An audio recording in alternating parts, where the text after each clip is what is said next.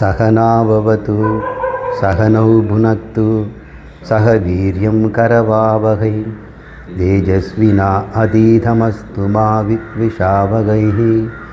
ओम शांति शांति शांति। திருமந்திரத்தில் பாயிரம் என்ற ஒரு பகுதி இருக்கிறது. முதல்ல அதான் இருக்கும். நூலுக்கு பாயிரம் இல்லாமல் நூல் எழுதக்கூடாது என்று எழுதாத சட்டம் நம்முடைய மரபில் இருக்குது, தமிழ் மரபில். பாயிரம் என்பது இறைவணக்கம். வடமொழியில் அது இறைவணக்கம்னு சொல்லுவாங்க, அனுபந்த சதுஷ்டயம் என்றும் சொல்லுவாங்க. அனுபந்தம்னா கண்டினியூட்டி, ஒரு தொடர்பு. சதுஷ்டயம்னா நாலு விஷயங்களுக்குள்ள தொடர்புகளை அது சொல்லுவதுக்கு பேர் அனுபந்த சதுஷ்டயம் என்று சொல்வார்கள். ஒரு நூல் எடுத்துக்கிட்டோம்னா பகவத்கீதை அப்படின்ற ஒரு நூல் எடுத்துக்குவோம். அந்த நூல் பகவத்கீதை என்று பெயர் போட்டிருக்குது. அது யாருக்கு? அதில் என்ன விஷயம்? அதில் என்ன பலன்?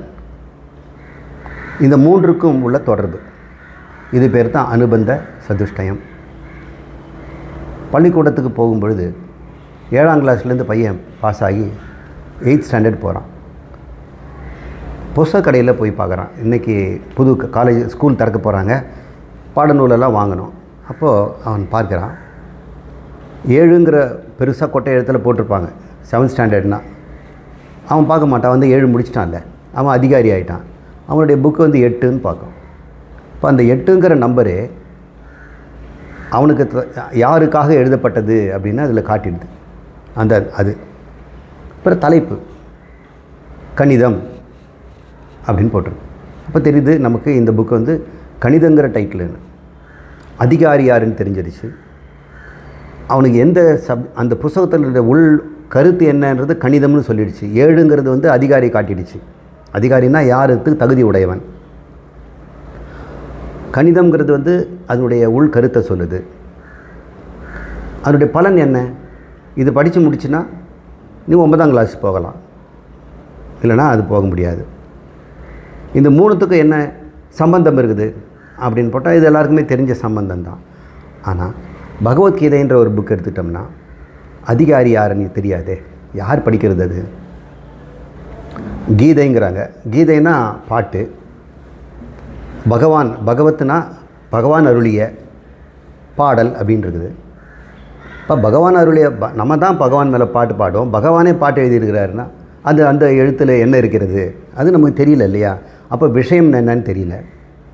அப்புறம் யார் அதை வந்து படிக்க போகிறாங்க அப்படின்னா நமக்கு அதிகாரி தெரியல. சரி, இந்த விஷயத்தினால என்ன பலன் கிடைக்க போகுது அந்த புக்கில்னு தெரியல. சரி, இந்த மூன்றுக்கும் என்ன சம்பந்தம்? பகவத்கீதைக்கும் நூலுக்கும் என்ன சம்பந்தம் அப்படின்லாம் பார்க்கணும். உதாரணமாக இந்த பகவத்கீதை என்ற நூலில் மோட்சம்தான் பலன். பகவத்கீதையினுடைய ஒரே குறிக்கோள் மோட்சம், சோக நிவர்த்தி அப்படின்னு தான் புரியும். பகவத்கீதைக்கு என்னென்ன விளக்கம் சொல்கிறாங்க.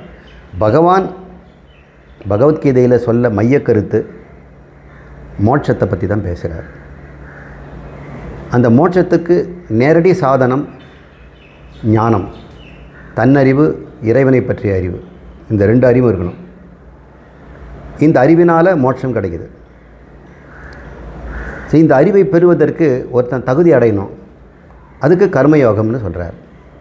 இப்போ கர்மயோகம் என்ற தகுதியை ஒருவன் அடைந்த பிறகு ஞானயோகம் என்ற சாதனத்தின் மூலம் மோட்சத்தை முத்தியாக அடைகிறான். இதுதான் பகவத்கீதையினுடைய மையக்கருத்து.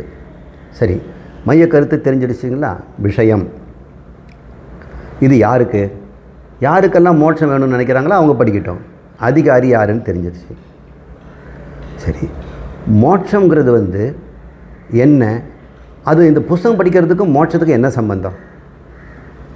இந்த புஸ்தகத்தை படித்தோம்னா மோட்சம் கிடைக்குமா? மோட்சம் செய்வதற்கு என்னென்னவோ தவம் இருக்கிறாங்க, தானம் பண்ணுறாங்க, யஜ்ஞம் பண்ணுறாங்க. ஆனால் இவர் வந்து புஸ்தகம் படித்தாக்கா வந்துடுங்கிறாரு.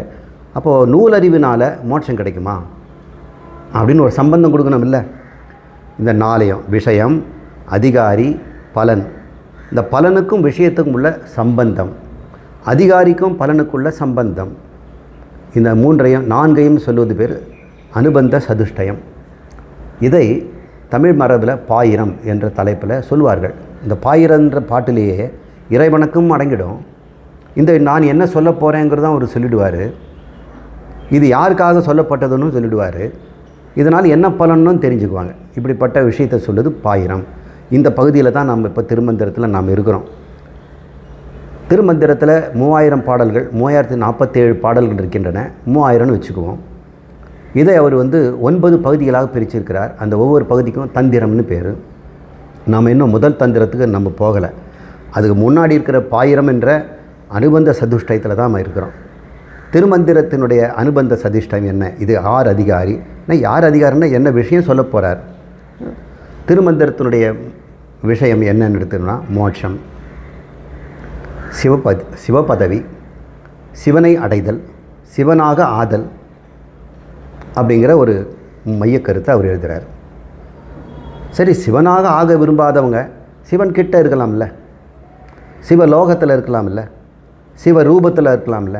அதனால் சாரூபம், சாமீபம், சாலோகம், சாயுஜ்யம் என்று சொல்லக்கூடிய 4 விதமான விருப்பங்களை இந்த நூல் பூர்த்தி செய்கிறது. யாருக்கெல்லாம் சாயுஜ்யம் என்ற முக்தி வேணுமோ அவங்களும் படிக்கலாம்.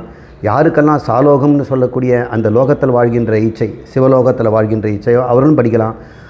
சாரூபம், சிவனடியார் மாதிரியே, சிவன் மாதிரியே ஒரு கோயிலில் மக்களுக்கு அருள் தரக்கூடிய சிவரூபத்திலும் அவர்கள் இருக்கலாம்.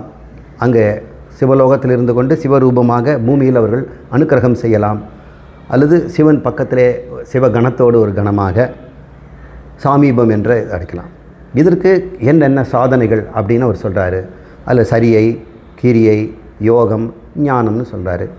சரியை செய்வதனால என்ன கிடைக்கும், கிரியை செய்வதனால என்ன கிடைக்கும், யோகம் செய்வதனால என்ன கிடைக்கும், ஞானத்தில் என்ன கிடைக்கும், இதெல்லாம் அதில் விஷயங்கள். இறைவணக்கமும் இந்த விஷயங்களும் அவர் சொல்கிறாரு. யாருக்கெல்லாம் இந்த 4 பதவி வேணுமோ, இந்த சிவ பதவிகள், அவர்களெல்லாம் இந்த நூலை படிக்கலாம். அப்படிங்கிறது தான் இந்த அனுபந்த சதுஷ்டயம். இந்த அனுபந்த சதுஷ்டயில் தான் நம்ம இப்போ இருக்கிறோம். அதில் 22வது பாடலாக இந்த பாடல் வருகிறது. இதனுடைய உள்ளர்த்தத்தை பார்ப்போம். மனத்தில் எழுகின்ற மாய நன்னாடன் நினைத்தது அறிவன் எண்ணில்தான் நினைக்கின்றலர் எனக்கு இறை அன்பிலன் என்பர் இறைவன் பிழைக்க நின்றார் பக்கம் பேணி நின்றானே என்று ஒரு அழகான ஒரு பாடலை கொடுத்திருக்கிறார். இதனுடைய அர்த்தத்தை நம்ம பார்ப்போம். இதை அறிந்து கொள்வதற்கு முன்னாடி அந்தர்யாமி என்று பெயர் தருகின்ற இறைவனை பற்றி தெரிஞ்சுக்கணும். ஒருவனே தேவன், ஒன்றே குலம் என்று திருமந்திரத்தில் அவர் சொல்லியிருக்கிறார். மனித குலம் ஒன்று தான், ஒரு குலம் மனித குலம், ஹோமோசேப்பியன்ஸ். இவர்களுக்கெல்லாம் இறைவன் ஒன்று தான். நீங்கள் எத்தனையோ பேர் வச்சுக்கலாம். ஒவ்வொரு வேதத்திலையும் ஒவ்வொரு மதத்திலையும் அவர்களுக்கு இஷ்டப்பட்ட பேரை வச்சுக்கிறாங்க. அல்லாங்கிற பேரை தவிர வேறு எந்த பேருமே அவர் கிடையாதுன்னு சொல்கிறாங்க. யெகோவா என்ற பேரை தவிர இல்லைன்னு ஒருத்தர் சொல்கிறாங்க. வேற ஒருத்தர் பேரை சொல்லிக்கிறாங்க. விஷ்ணு சகஸ்ரநாமத்தில் இறைவனுக்கு 1000 பேர் இருக்குது. லலிதா சகஸ்ரநாமத்தில் லலிதைக்கு 1000 பேர் இருக்குது. எத்தனை பேர் சொன்னாலும் இறைவன் ஒன்று தான். ஒன்றே குலம், ஒருவனே தேவன். அந்த ஒரு தேவன், அந்த இறைவன் எப்படி இருக்கிறான் என்று நம்ம ஒரு சுருக்கமாக பார்ப்போம். இறைவனுடைய சொரூபம், அவருடைய தன்மை எப்படி இருக்குது என்று சொன்னால் சச்சிதானந்தம் அப்படின்னு சொல்கிறோம். ஞான சொரூபம், தூய அறிவாக இருக்கிறார். அவரே இந்த ஜகத்தாகவும் ஸ்தூலமாகவும் இருக்கிறார். ஸ்தூலம்னா கையால் தொடலாம், கண்ணால் பார்க்கலாம், சுவைக்கலாம், அதனுடைய சப்தத்தை கேட்கலாம். இப்படி சப்த, ஸ்பரிச, ரூப, ரச, கந்தம் என்று சொல்லக்கூடிய 5 புலன்கள் மூலம் நாம் உணர்வதை, அறிவதை நாம் ஸ்தூலம் என்று சொல்கிறோம். எதை நம்மால் காதால் கேட்க முடியலையோ, கண்ணால் பார்க்க முடியலையோ, தொட்டு பார்க்க முடியலையோ, சுவைத்தோ அல்லது முகர்ந்தோ பார்க்க முடியலையோ, அதை சூக்ஷ்மம் அப்படின்னு சொல்கிறோம். ஸ்தூலம், சூக்ஷ்மம், இது ரெண்டுமே இறைவனுடைய ரெண்டு விதமான வெளிப்பாடுகள். வெளிப்படாமலும் அவர் இருப்பார், அதை நிர்குணம்னு சொல்கிறோம். இது ரெண்டும் சகுனம்னு சொல்கிறோம். சகுனம் என்றால் குணத்துடன் கூடியது, நிர்குணம் என்றால் குணமற்றது. இந்த 5 குணங்கள் இருந்தால் தானே நம்ம அதை பார்க்க முடியும். அது சப்தம் கொடுத்தா தானே, சப்தம் கொடுக்குற குணம் இருக்கணும், தொட்டு பார்ப்பதற்கு அந்த ஸ்பரிச குணம் இருக்கணும். இந்த 5 குணங்கள் இருந்தால்தான் நாம் எதையாவது அறிய முடியும். இப்போ இறைவனுக்கு இந்த குணமே இல்லையே, அவரை காதாலும் கேட்க முடியாது, கண்ணாலையும் பார்க்க முடியாது, தொட்டும் பார்க்க முடியாதனால அவர் இருக்கிறாரா இல்லையான்னு ஒரு சந்தேகம் வருது. அதனால் அந்த இறைவன் 3 நிலைகளிலே நமக்கு வெளிப்படுத்துகிறார். ஒன்று, அவர் நிர்குண ரூபமாக ஞான சுரூபமாக இருக்கிறார். ரெண்டாவது, அவரே சிருஷ்டி செய்பவராக இறைவனாக மாறுகிறார். சிருஷ்டி செய்யாமல் அவர் மட்டும் இருந்தார்னா, இந்த பிரபஞ்சம் இல்லைன்னா அவர் மட்டும் இருப்பார். அவரை நம்ம பிரம்மம், கடவுள் என்று சொல்கிறோம். சிருஷ்டி ஆரம்பிச்சிட்டார்னா அந்த சிருஷ்டி செய்கின்ற அந்த சக்தி அவர்கிட்ட இருக்கும் பொழுது, அந்த சக்திக்கு உடையவனாக இருப்பதனால அவரை இறைவன்னு சொல்கிறோம், ஈஸ்வரன்னு சொல்கிறோம், அந்தர்யாமின்னு சொல்கிறோம், இரண்ய கர்ப்பன்னு சொல்கிறோம், வைஸ்வானரன் அப்படின்னு சொல்கிறோம். பல பேர்களை நம்ம தரோம். இதை பற்றி நம்ம கொஞ்சம் சுருக்கமாக பார்க்கலாம். கடவுள், அவரை மாத்திரம் போய் கேட்குறீங்க, கடவுளே உங்கள் தன்மை என்ன அப்படின்னு யாரும் கேட்க முடியாது. கேட்டால் அவர் என்ன சொல்வார்? நான் சத்து சித்து ஆனந்தம், நான் மட்டும் இருக்கிறேன், நான் அறிபவனாக அறிவாக இருக்கிறேன், அறிபவன் இல்லை, அறிவாக இருக்கிறேன், அளவற்றவனாக இருக்கிறேன். அப்படி என்றால் என்னுடைய இருத்தல் அளவற்றது, என்னுடைய ஞானம் அளவற்றது. எனவே நான் எப்பொழுதும் ஆனந்தமாக இருக்கிறேன்.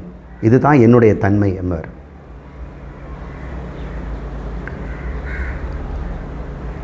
ஆனால் நானாக இருந்தால் ஒரு பயனும் உங்களுக்கு இல்லை. நீங்களெல்லாம் ஜீவர்கள் இருக்கிறீங்க. இந்த பிரபஞ்சமெல்லாம் ஒரு காலத்திலே நான் விழுங்கி விடுவேன். இந்த சத்திய ஞானானந்தம்னு சொல்லக்கூடிய என்னுடைய நிர்குண ஸ்வரூபத்தில் இந்த ஜகத் மறைஞ்சிடும். தண்ணீரில் போட்ட உப்பு எப்படி காணா போயிடுதோ அதுபோல் இந்த ஜகத்து என்னில் காணா போயிடும். தண்ணீரில் போட்ட உப்பு கண்ணுக்கு தெரியாமல் இருக்கலாம், ஆனால் தொட்டு வாயில் வைத்தோம்னா உப்பு இருக்கிறது தெரியும். அதே போல் இந்த ஜகத்து பிரபஞ்சம் உன்னையும் எல்லா மக்களையும், தேவர்கள், பிரம்மன், விஷ்ணு, ருத்ரன் என்று சொல்லக்கூடிய மும்மூர்த்திகள், இந்த பஞ்சபூதங்கள், எல்லா உயிரினங்களும், தாவரங்கள், மிருகங்கள், தேவர்கள், நீரில் வாழ்வன, நிலத்தின் அனைத்துமே தண்ணீரில் போட்ட உப்பு மாதிரி எண்ணில் மறைந்துவிடும். மறைந்துவிட்டால் இல்லாமல் போகலை, மறைந்து எண்ணில் இருக்கின்றது. மறுபடியும் நான் எண்ணிலிருந்து அதை வெளிப்படுத்துவேன்.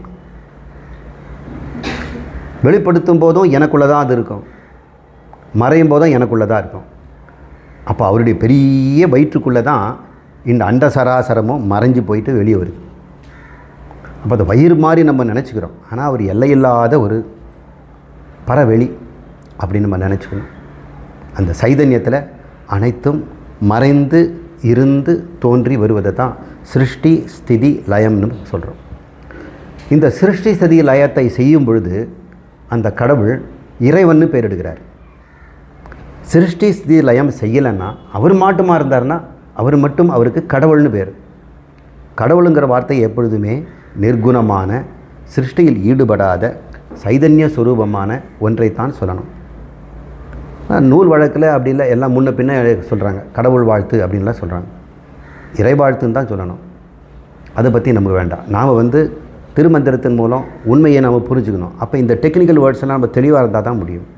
எப்பொழுது இந்த கடவுள் அல்லது பிரம்மம் சிருஷ்டியையும் ஸ்திதியும் லயமும் செய்து கொண்டிருந்த முத்தொழில் செய்கிறாரோ, அது பேர் முத்தொழில், 3 தொழில் செய்கிறாரோ, அவருக்கு இறைவன் பேர், அல்லது ஈஸ்வரன், மகேஸ்வரன் என்று பெயர். இப்படி செய்வதற்கு அவர்கிட்ட ஒரு சக்தி இருக்குது. அவரிடம் இருக்கின்ற எல்லா ஜீவர்களும், எத்தனை ஜீவர்கள் இந்த பிரபஞ்சத்தில் இருக்கிறாங்க அது கணக்கே கிடையாது. அவங்க சொல்கிறாங்க, இந்த பூமியில் மட்டுமே கடலில் எத்தனையோ கோடிக்கணக்கான உயிரினங்கள் இருக்குது. கடல் பாசிலேருந்து திமிங்கலம் வரைக்கும், டால்ஃபின்லாம் சொல்கிறாங்க. அப்புறம் ஆழ்கடலில் எக்ஸ்ட்ரீம் டெம்பரேச்சரில் சில புழுக்கள்லாம் வசிக்கிறத பார்க்குறாங்க. ஆழ்கடலில் ஹைட்ரோ தெர்மல் வெண்ட்டுங்கிறாங்க. அதை இன்னும் உயிரோடு மேலே கொண்டு வந்து எல்லாம் பார்த்ததில்லை. உள்ளே போய் ஃபோட்டோ எடுத்து தான் வந்திருக்கிறாங்க. மேலே கொண்டு வந்தால் அது வெடிச்சிடும், அழுத்தம் கம்மியாக இருக்கிறதுனால. அப்புறம் மலை உச்சியில், வனத்தில், புல்வெளிகளில், பாலைவனத்தில், சதுப்பு நிலங்களில், நல்ல தண்ணீரில், ஆற்று தண்ணீரில், குளம் குட்டையில், குகைக்குள்ளே, இது மாதிரி பூமியில் எத்தனை உயிரினங்கள் இருக்குதுன்னு கணக்கு போட்டு பார்க்குறாங்க. அதனால் தினம் தினம் புது புதுசாக கண்டுபிடிக்கிறாங்க. ஒரு எஸ்டிமேட் அப்படின்னு சொல்கிறோம் இல்லையா, ஒரு குத்து மதிப்பாக எவ்வளோ தான் இருக்கும் அப்படின்னு கேட்டோம்னா, மிருகங்கள் மட்டுமே 17 லட்சம் இருக்குதுங்கிறாங்க. தாவரங்கள் மட்டுமே 2 லட்சங்கள், 70 லட்சங்கள் மிருகங்கள், 20 லட்சம் தாவரங்கள். பூஞ்சனங்கள் அப்படின்னு ஒரு காளான்லாம் சொல்கிறோமே, ஈஸ்ட்டு, காளான், பூஞ்சானம், இதெல்லாம் வந்து ஒரு 10 லட்சம். அதுக்கப்புறம் பாசி இனங்கள், அந்த பாசி இனங்கள் ஒரு 2 லட்சம். பாக்டீரியான்னு சொல்கிறாங்க, அது இது வரைக்கும் யாரும் எண்ணியே பார்த்ததில்லை, எத்தனை வகைகள் இருக்குதுன்னு தெரியாது. ட்ரில்லியன் அப்படின்னு போட்டாங்க, அதாவது 100 கோடி, 100,000 கோடி அப்படி வச்சுக்கணும். ட்ரில்லியன்னா 100,000 கோடி அப்படி. சாஸ்திரத்தில் என்ன சொல்கிறாங்க, இந்த உயிரினங்கள் எல்லாம் 4 வகையாக சொல்கிறாங்க, அவ்வளவுதான். நான் என்ன சொன்னேன், பாலூட்டிகள், மிருகங்கள், அதில் பூச்சி பொட்டு எல்லாமே வந்துடும், முதுகெலும்பு இல்லாதவை. அப்புறம் தாவரங்கள், பூஞ்சானங்கள், பாசிகள், பாக்டீரியா, 5 வகை சொன்னேன். சாஸ்திரம் வேறு மாதிரி சொல்லும் இந்த உயிரினங்களை. தாய் வயிற்றிலேருந்து பிறக்கிறத ஜராயுஜம் என்று சொல்லும். முட்டையிலேருந்து வந்ததுன்னா அண்டஜம் சொல்லும். விதையை போட்டு அது மினத்தை புதைச்சிட்டு வந்ததுன்னா, பிளந்து வந்ததுன்னா உத்பிஜ்யம் அப்படின்னு சொல்கிறாங்க, உத்பிஜ்யம். அப்புறம் ஈரமான இடத்துலலாம் வரக்கூடிய சின்ன சின்ன புழு பூச்சிகள், நுண்கிருமிகள் எல்லாம் ஸ்வேதஜம் அப்படின்னு 4ஆக பிரிக்கிறாங்க. இந்த உடம்புகள் அவளுங்க வந்து யாராவது நமக்கு எண்ணி பார்த்துருப்பாங்களான்னு சாஸ்திரத்தில் பெரியவங்க சொல்லியிருக்கிறாங்க. 84 லட்சம் அப்படின்னு சொல்கிறாங்க. இப்போ நாம் அதுக்கு தாண்டிட்டோம். நம்ம சயின்ஸில் இப்படி பார்த்தோம்னா அதுக்கு மேலே இருக்கிறது. இந்த எண்ணிக்கையெல்லாம் நமக்கு வேண்டாம். ஒவ்வொரு உடம்பும் ஒவ்வொரு விதமாக இருக்குது. ஆக்டோபஸ் அப்படின்னு ஒரு உயிரை பார்த்தோம்னா தலையிலேருந்து 8 கால் இருக்குது, உடம்பே இல்லை, தலையிலேருந்து கால். அது 8 காலாக கையானு தெரியல, என்ன வேணால் பிடிச்சிக்கும், தொட்ட உடனே பறந்து ஓடிடும். ஆபத்துன்னு வந்ததுன்னா அதுக்குள்ளேருந்து கருப்பு கலரில் ஒரு ஈங்கை வெளிவிடும், அந்த இடம் முழுக்க கருப்பாயிடும். அது எங்கே போச்சுன்னே தெரியாது, இருட்டுக்களை மறைஞ்சிடும். அதனுடைய கையில் இருக்க அந்த சக்ஷன் கப்பு மேலே பட்டதுன்னா புண்ணாயிடும், நமக்கு விஷம் பட்டுடும், இப்படி இல்லை ஸ்டிங் பண்ணும். இப்படியெல்லாம் அந்த உயிரினத்தை பற்றி எவ்வளோ ஆராய்ச்சி பண்ணுறாங்க. நீங்கள் கேள்விப்படாத உயிரினங்கள்லாம் எத்தனையோ இருக்குது. தவளைகளில் எத்தனை இருக்குது, ஓணானில் எத்தனை இருக்குது, புழுக்களில் எத்தனை இருக்குது, பூச்சிகளில் எத்தனை இருக்குது, எண்ணற்றவைகள் இருக்குது பார்க்குறோம். இது அத்தனையும் அவர் சிருஷ்டி பண்ணுறார். அது உள்ளே இருக்கிற ஜீவனுக்கு அந்த உடம்பு கொடுக்குறார். அப்போ சிருஷ்டி பண்ணும்போது ஜீவர்கள் எல்லாம் அவங்களுடைய கர்ம வினையோடு காத்துட்ருக்குறாங்க. உடம்பு இல்லை, கண்ணுக்கு தெரியாமல் இறைவனுடைய உடம்புக்குள்ளேயே, இந்த சச்சிதானந்தக்குள்ளே அவர்கள் மறைஞ்சிருக்கிறாங்க. நாமெல்லாம் எங்கே இருப்போம், இறைவனுடைய கர்ப்பத்தில். நாம் கண்ணுக்கு தெரியாமல் எல்லாம் தனியாக இருப்போம். அதெல்லாம் காரண சரீரம்ங்கிறோம். ஒரு விதை மாதிரி இருப்போம். எத்தனை விதை இருக்கணுமோ, எத்தனை ஜீவர்கள் இருக்கிறாங்களோ அத்தனை விதை அவர்கிட்ட இருக்குது. அத்தனையும் இப்போ என்ன கேட்குது, பகவானே எங்களுக்கு உடம்பு கொடுங்க, உடம்பு கொடுங்க. உடம்பு மட்டும் கொடுத்தா போதுமா, உலகமும் வேணும் இல்லையா? ஆக்டோபஸ்ன்னு ஒரு உடம்பு கொடுத்துட்டோம்னா அதுக்கேற்ற மாதிரி தண்ணியும் கொடுக்கணும்ல. ஈன்னு உடம்பு கொடுத்தோம்னா அதுக்கேற்ற மாதிரி அதுக்கு பறக்கிறதுக்கு காற்று, அது சாப்பிட்றதுக்கு உணவெல்லாம் கொடுக்கணும் இல்லையா? இப்போ பாலூட்டிகளுக்கு, மிருகங்களுக்கு எல்லாருக்கும் உடம்பு கொடுக்குறேன், உலகமும் கொடுக்கணும். அந்த உடம்பில் ஒவ்வொன்றுத்துக்கும் ஒரு விதமான புலன்கள் இருக்குது. நாய் எடுத்துட்டோம்னா அதுக்கு வாசனை சக்தி அதிகம். 15,000 விதமான வாசனையை அது வேறுபடுத்தி அறியும். கொஞ்சமான வாசனை இருந்தால் கூட மோபம் பிடிச்சி அந்த திருடனை பிடிச்சிடுது. அந்த கைகுட்டைய வாசனை கொடுத்தோம்னா அவன் எங்கெல்லாம் நடந்தான்னு தேடி பிடிச்சி காட்டுது. உங்களால் அந்த வாசனை அவன் நடந்த இடத்துல கண்டுபிடிக்க முடியுமா? நாய்க்கு தெரியுது. நமக்கு வாசனை கொஞ்சம் தான் தெரியுது. ஆனால் நமக்கு நிறங்கள் நிறைய தெரியுது. எத்தனை விதமான நிறங்களையும் நம்ம பார்க்க முடியும். ஆனால் மிருகங்களுக்கு அந்த மாதிரி நிறங்களை பார்க்க முடியாது. அதுங்களுக்கு வாசனை தெரியுது, நமக்கு நிறம் தெரியுது. சிலதுக்கு காதில் சப்தம் நல்லா கேட்கும். வௌவாலுக்கு அந்த சப்தத்தையே அது நிறமாக மாற்றி பார்க்குது உலகத்தை. நாம் இப்படி கண்ணால் பார்க்குற மாதிரி காதால் பார்க்குது. சப்தம் வந்து உலகம் அதுக்கு தொடர மாதிரிலாம் தெரியுது. இப்படியெல்லாம் இருக்குது. இப்போ புலன்களும் அந்த உடம்புக்கு ஏற்ற மாதிரி மாற்றி கொடுக்கணுமில்ல. அப்போ சிருஷ்டிங்கிறது ஒரு சாதாரண விஷயமா?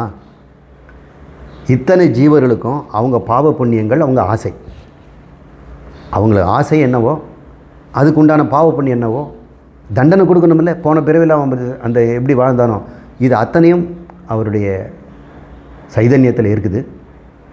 அந்த ஒவ்வொரு ஜீவனுக்கும் கர்மத்தின் அடிப்படையில் இந்த பிரபஞ்சத்தை சிருஷ்டி பண்ணி பூலோகத்தை உண்டாக்கி அதில் மலைகளும் நீரும் கடலும் எல்லாத்தையும் உருவாக்கி அதில் உடம்புகளையும் பரிணாமத்தின்படி டார்வின் பிரின்சிபல் படி உடம்பு உண்டாகுது. அதெல்லாம் வந்து சயின்ஸில் வேதம் எதிர்க்கிறதில்லை. டார்வினுடைய இஷ்டப்படியே அவர் வந்து பிரபஞ்சம் இந்த கடந்த 5 பில்லியன் வருஷமாக பல உயிரினங்கள் தோன்றி இன்னும் கூட எவல்யூஷன் ஆகட்டும். ஆனால் அது வந்து உடம்பு மட்டும்தான் உற்பத்தி பண்ணுது. ஆனால் அந்த உடம்புக்குள்ளே யார் போகணும் அப்படிங்கிறது இறைவன் தான் நிச்சயிக்கிறார். அந்த ஜீவனுடைய தேவைக்கு ஏற்ற மாதிரி இந்த பரிணாமத்தையும் அவர் வழி நடத்துகிறார். டார்வின் பிரின்சிபல் படி பரிணாமத்திற்கு யாரும் வழிகாட்டுதல் இல்லை. இப்படி தான் செய்யணும்னு யாரும் வழிகாட்டலை. பரிணாமம் தன் இஷ்டத்துக்கு போகுதுன்னு நம்ம நினைக்கிறோம். உண்மையில் இல்லை. இறைவன் ஜீவர்களுக்கு உடம்பை கொடுப்பதற்காக அவர் பரிணாமத்தையும் அவர் வழி நடத்துகிறார். இந்த உடம்பு உண்டாகணும் அப்படின்னு சொல்லி. இப்போ பாருங்கள், நாய்களிலே 500 வகையான நாய்களை நம்ம உற்பத்தி பண்ணியிருக்கிறோம். முகம் சப்பையாக இருக்கிற மாதிரி மூஞ்சி இருக்குது. அப்படியே ஒரு குழாயை படுக்க வச்சா மாதிரி ஒரு குட்டி குட்டி காலோடு ஒன்று போகுது. இப்போ அதுக்கு ஒரு ஆசை, பாவ புண்ணியம் பண்ண ஒரு ஜீவன் வந்திருக்கிறான்ல, அப்போ அவனுக்கு ஒரு உடம்பு கொடுக்கணும் இல்லை. அவன் ஆசை அப்படியே இருக்குது. புழு மாதிரி தரையில் உருண்டு ஓடணும், நம்மளை எடுத்து கொஞ்சணும், தெருநாய் மாதிரி அலையக்கூடாது. ஏன்னா இது தெருநாய் இருக்க முடியாது, வீட்டில் தான் இருக்கணும். இது பியூர் பிரெட்டு. இந்த பிரீடை வந்து வாங்க முடியாது. இது 8000 10,000 கொடுத்து வாங்குறாங்க. இப்படியெல்லாம் இந்த உடம்பையும் பரிணாமத்தில் தான் அவர் படைக்கிறார். நாம் சொல்கிறோம் மனுஷன் தானே படைத்தான், நீங்கள் கடவுளுக்கு என்ன வேலைன்னு. இல்லை, அந்த ஜீவனுக்கு இந்த உடம்பு தேவைன்றால் நம்ம புத்தியில் அது மாதிரி உண்டாக்கி நாயை இப்படி செலக்ட் பண்ண வைக்கிறார். அவருடைய செயலை நம்ம சாதாரணமாக புரிஞ்சிக்க முடியாது. இப்படி காரண ரூபமாக இருக்கின்ற எல்லா சரீரங்களுக்கும் காரிய ரூபமாக இந்த சரீரமும் புலன்களையும் அவர்கள் அனுபவித்து போகமாக இந்த உலகத்தையும் அதுக்கு வேண்டிய இடம் எல்லாத்தையும் அவர் சிருஷ்டி பண்ணுறார் இல்லையா. அந்த சக்திக்கு பேர் மாயா சக்தின்னு பேர். அந்த மாயா சக்தி அவர்கிட்ட இருக்கிறதுனால அவர் சக்தி உடையவர். அவரை சிவன்னு சொல்கிறோம். அந்த சக்திக்கு வந்து சக்தின்னு சொல்கிறோம். சிவனும் சக்தியும் சொல்கிறோம். சிவனும் சக்தியும் சேர்ந்தால் தான் சிருஷ்டி வரும். இது ஆணும் பெண்ணும் சேர்ந்தால் சிருஷ்டிங்கிற மாதிரி நம்ம புராணங்களில் சொல்லி சிவனும் பார்வதியும்னு சொல்கிறோம். உண்மையிலே சிவன் ஒரு ஆளும் பார்வதின்னு ஒரு பொம்பளையும் கிடையாது. நீங்கள் வேணால் அந்த சாமி கும்பிட்டுங்க. அது புராண அடிப்படையில் அறியாதவர்கள மந்த புத்தி உடையவர்களுக்கு சொல்லப்பட்டது. உத்தம அதிகாரிகள்னு ஒருத்தர் இருக்கிறாங்க இல்லையா, இதெல்லாம் நான் நம்ப மாட்டேன், எனக்கு உண்மையை சொல்லுங்கள் அப்படின்னு வந்தால் நான் சொல்கிறது இப்போ சொல்லப்படும். திருமந்திரத்தில் அதை சொல்கிறார். அவர் அதம அதிகாரிகளும் சொல்கிறார், மத்தியம அதிகாரிகளும் சொல்கிறார், உத்தம அதிகாரிகள். அது என்ன 3 பேருங்கிறீங்க? மனிதர்களுக்குள்ளே சொன்ன ஒன்றா புரிஞ்சிக்கக்கூடிய அளவுக்கு புத்தி இல்லாதவங்கள மந்த அதிகாரிகள்ங்கிறோம். ஓரளவுக்கு புரிஞ்சிக்கக்கூடியவங்களை வந்து மத்தியம அதிகாரிகள்னு சொல்கிறோம். கற்பூரம் மாதிரி சொன்ன உடனே டக்குன்னு புரிஞ்சுறவங்களுக்கு வந்து உத்தம அதிகாரின்னு சொல்கிறோம். இப்போ நாம் வந்து திருமந்திரத்தை உத்தம அதிகாரிகளுடைய போக்கில் பேசுகிறோம். ஆனால் மத்தியம அதிகாரிகளையும் நம்ம வந்து புரிஞ்சுக்கணும். அதற்காக தான் பார்வதி சிவன் ஆண் பெண் சேர்ந்தது அப்படின்னு சொல்கிறோம். சிவலிங்கத்துக்கும் அதே மாதிரி ஒரு பெண் உடைய உறுப்பும் ஆண் உறுப்பும் இருக்கிற மாதிரி சிவலிங்கத்தை வச்சுருக்கிறாங்க. அந்த பெண் உறுப்பாக இருப்பது தான் மாயா சக்தி, அந்த ஆண் உறுப்பாக இருப்பது தான் அறிவு சக்தி, அது சிவன், இது பார்வதி அப்படின்லாம் பேர் வைக்கிறாங்க. இது மத்தியம அதிகாரிகளுக்காக. இவர் ஒரு கதை சொல்லணும் இல்லையா, அதனால் கீழே இருக்கக்கூடிய மந்த அதிகாரிகளுக்கு கதைகளை சொல்லி, கொஞ்சம் மத்தியம அதிகாரிகளுக்கு வந்து இந்த லிங்கம் மூலம் சில உண்மைகளை சொல்லி, உத்தம அதிகாரிகளுக்கு உண்மையை வேதத்தில் இருக்கிற வேதாந்தத்தின் அடிப்படையில் திருமந்திரத்தில் சொல்லியிருக்கார். இந்த முகவரையில் இன்றைக்கி நாம் பார்க்க வேண்டியது ஹிரண்யகர்பன் என்ற ஒரு பெயருடைய இறைவனை பற்றி. அந்த இறைவனுக்கு ஹிரண்யகர்பன் என்று பெயர். ஹிரண்யம் என்றால் தங்கம், கர்ப்பம் என்றால் உங்களுக்கு தெரியும், எல்லாத்தையும் பெறுவதற்கு வேண்டிய கர்ப்பம் என்று சொல்லக்கூடிய கருவறை, தன் வயிறு. இப்போ தங்கங்கிறத ஹிரண்யங்கிறத நாம் ஞான சுரூபம்னு எடுத்துக்கணும். அறிவுடையவன், அறிவுடைய கர்ப்பம், ஞான கர்ப்பம் அப்படின்னா ஹிரண்ய கர்ப்பம் எடுத்துக்கலாம். அந்த கர்ப்பத்தில் யார் இருக்கிறாங்கன்னா, நான் சொன்னனே 70 லட்சம் 20 லட்சம் அப்படின்னு தாவர வர்க்கங்களும் மிருக வர்க்கங்களும் வாழ்ந்து இறந்து பிரளயமாகி பகவானுக்குள்ளே கரைஞ்சி போச்சு, தண்ணியில் உப்பு மாதிரி. இப்போ உள்ளுக்குள்ளே அவங்க எல்லாம் இருக்கிறாங்க, உடம்பு கேட்டுட்ருக்குறாங்க, உடம்பு இல்லாமல் மறைஞ்சிருக்கிறாங்க. அவங்களுக்கு என்ன உடம்பு? போன கல்பத்தில் எந்த உடம்பில் இருந்துட்டு எந்த கர்மம் பண்ணாங்களோ அதுக்கேற்ற ஒரு உடம்பை தான் இப்போ கொடுக்க முடியும். அந்த உடம்பை அவர் சிருஷ்டி பண்ணுறார். இந்த சிருஷ்டி பண்ணுற நிலையில் சிருஷ்டி வெளிவரதுக்கு முன்னாடி எல்லாரும் தயாராக இருக்கிறாங்க இல்லையா, அதை தான் ஹிரண்ய கர்ப்பன்னு சொல்கிறோம். இறைவனுடைய தன்னுடைய வயிற்றில் எல்லா ஜீவர்களையும் உடலும் உலகமும் தராமல் தயார் பண்ணி வச்சிருக்கிறார், எழுப்பி வச்சிருக்கிறார். அதற்கு முன்னாடி காரண சரீரத்தில் இருந்தாங்க, விதை மாதிரி இருந்தாங்க. இப்போ முளை விட்டுருக்குறாங்க, எழுந்துக்கிட்டாங்க. கடவுளே எங்களுக்கு உடம்பு கொடுங்க, உடம்பு கொடுங்க, உடம்பு கொடுங்க. உனக்கு என்ன வேணும், உனக்கு என்ன வேணும்னு கேட்குறேன். எனக்கு ஆண் உடம்பு, எனக்கு பெண் உடம்பு, எனக்கு பணக்கார உடம்பு. இருங்க, உங்கள் இஷ்டம் பண்ணலாம் தர முடியாது. உங்கள் கர்மங்கள் என்னன்னு நான் பட்டியல் போட்டு பார்ப்பேன். போன பிறவியில் போன பிரளயத்தில் நீங்கள் என்னென்ன செய்தீங்களோ பார்த்து அதுக்கேற்ற உடம்பாக தான் தருவேன். நண்டுக்கு நண்டு உடம்பு தான், எறும்புக்கு எறும்பு உடம்பு தான். அதுக்கப்புறம் அந்த பாவ புண்ணியங்களாக முடிஞ்ச பிறகு அவருடைய ஆசையும் இருந்து புண்ணியங்களும் இருந்ததுன்னா இன்னொரு வேற ஒரு உடம்பு தருவாங்க. உடம்புகளை உற்பத்தி பண்ணுறது தான் டார்வினுடைய பரிணாமம். ஆனால் ஜீவர்களை டார்வின் உற்பத்தி பண்ணல. டார்வின் ஃபிலாசபி படி உயிரிலே இருக்கின்ற உயிர்களாகிய அறிவு பொருளாகியவர்களை யாரும் படைக்கலை. அவர்கள் இறைவனை போன்ற அனாதிகள் அப்படின்னு திருமந்திரத்தில் அவர் தெளிவாக வேதத்தின் அடிப்படையில் சொல்கிறார். இந்த ஹிரண்ய கர்ப்பன் எப்படிப்பட்டவர்னா, ஒரு கற்பனைக்கு சொல்கிறேன். பஞ்சு மிட்டாய் எடுத்துங்க. அந்த பஞ்சு மிட்டாய் பஞ்சு மாதிரி இருக்குது, அதில் மெல்லிய இழைகள் இருக்குது. அந்த இழைகளெல்லாம் எதனால் ஆகப்பட்டதுன்னா சர்க்கரை. சர்க்கரை பாகாக்கி வெப்பத்தில் சூடு பண்ணும்பொழுது தான் அந்த இழைகள்லாம் உண்டாகுது. அப்போ இழைகளுக்குள்ளே சர்க்கரை இருக்குதா, இல்லை சர்க்கரையே இழை தானா? சர்க்கரையே இழை தான். அது வடிவமும் இருக்குது, சுவையும் இருக்குது. சுவைக்கு வடிவம் இருக்குதா? இல்லை. ஆனால் சுவைக்கு வடிவம் கொடுத்தோம்னா அது பஞ்சு மிட்டாய் ஆகிடுது. இதுபோல் இந்த இறைவனுக்கு, இந்த ஹிரண்ய கர்ப்பனுக்கு வடிவம் இருக்குது. அந்த வடிவம் இருந்தால்தான் அதுக்குள்ளே நம்ம ஜீவர்களெல்லாம் இருக்க முடியும். ஜீவர்களெல்லாம் உள்ளே வச்சுக்கிறதுக்குன்னா கர்ப்பம் வேணும் இல்லையா? அந்த கர்ப்பம் எப்படி இருக்குதுன்னா பெரிய முட்டை மாதிரி இருக்குதான். ஒரு புராணத்தில் இருக்கிற மாதிரி சொல்கிறேன். அந்த பெரிய முட்டை தான் ஹிரண்ய கர்ப்பன். அவர் எப்படி இருப்பார்னா, இந்த பஞ்சு மிட்டாய் மாதிரி மெல்லிய இழைகளால் அவர் செய்யப்பட்டிருக்கிறார். மீன் பிடிக்கிற வலையை பார்த்துருப்பீங்க இல்லையா? அந்த வலை பின்னல், அது பேர் ஜாலம்னு பேர். ஜாலம்னு நம்ம சொல்லும்போது மாயா ஜாலம்னு சொல்கிறோம் இல்லையா? ஜாலம்னா வலைன்னு அர்த்தம். மாய வலை அது. அந்த மாய வலை தான் ஈஸ்வரனுடைய சரீரம். அந்த சரீரத்தில் இந்த மாய வலையில் ஒரு முடிச்சா இருக்கும் இல்லையா? வலைகளில் பின்னப்பட்டுருது. அந்த ஒவ்வொரு முடிச்சும் தான் நம்ம ஜீவர்கள். அப்போ எல்லா முடிச்சும் சேர்ந்து ஒரு வலையாச்சுன்னா அந்த வலைக்கு பேர் யார்? ஹிரண்ய கர்ப்பன். இப்போ நாமெல்லாம் சேர்ந்து தான் இறைவன் இல்லையா? இந்த முடிச்செல்லாம் எடுத்துட்டோம்னா, இந்த வலையெல்லாம் போயிடுச்சுன்னா இறைவன் இருக்க மாட்டார், கடவுள் இருப்பார், சச்சிதானந்தம் இருக்கும். ஆனால் சிருஷ்டின்னு வந்துட்டார்னா அவர்களோட கரைந்திருக்கின்ற கண்ணுக்கு தெரியாததெல்லாம் உப்பு பூத்தா மாதிரி வெளிவருது இல்லையா? தண்ணீரை சுண்ட வச்ச உடனே மறைஞ்சிருந்த உப்பெல்லாம் வெளிவருது. அதுபோல் இந்த சச்சிதானந்தமயமான கடவுளுக்குள்ள இந்த ஜீவர்கள் எல்லாமே வலைப்பின்னல் மாதிரி மறைஞ்சிருக்கிறாங்க. அந்த வலைப்பின்னலுக்கு நாடிகள் என்று பெயர். அதைத்தான் இங்கே ஒரு உதாரணத்துக்கு கற்பனைக்கு பாருங்கள். இது நுரைப்பீருக்கு குளிக்கிறதுக்கு தேய்ச்சிக்கிறதுக்கு நம்ம பயன்படுத்துகிறோம் இல்லையா? இதில் எவ்வளோ நரம்புகள் இருக்குது பாருங்கள். கண்ணுக்கு தெரியாத எத்தனை நரம்பு உள்ளுக்குள்ளெல்லாம் இருக்குது. எடை கம்மியாக இருக்குது. இது தங்க நிறமாக ஞான சுரூபமாக வச்சுக்கோங்க. இதுதான் ஈஸ்வரன். இந்த ஈஸ்வரன்கிறவர் யாருன்னு கேட்டோம்னா இந்த இந்த இழைகளெல்லாம் சேர்ந்த தொகுதி தானே. அப்போது ஒவ்வொரு இழையும் ஒவ்வொரு முடிச்சும் நம்ம ஒரு ஜீவன் வச்சுக்குவோம். அவருடைய எல்லா முடிச்சும் சேர்ந்தவர் தானே அவர் பெருமுடிச்சு. அப்போ இறைவன் ஒருத்தர் இருக்கிறாரான்னு கேட்டோம்னா இல்லை. நாம் எல்லாம் சேர்ந்து இறைவனாகிறோம். இறைவனுக்குள்ளே தான் நாம் இருக்கிறோம். நாமெல்லாம் சேர்ந்து தான் இது இறைவனாகுது. இப்போ புரிஞ்சுதுங்களா? இந்த மாதிரியான கற்பனை இருந்தால் தான் இந்த பாடலை நம்ம புரிஞ்சிக்க முடியும். இந்த பாட்டுக்கு இந்த கற்பனை நமக்கு தேவைப்படுது. அனைத்து ஜீவராசிக்கும் ஒன்றா சேர்த்தோம்னா அது பேர் சமஷ்டி அப்படின்னு பேர். தனி ஒன்றா எடுத்தோம்னா விஎஸ்டின்னு பேர்.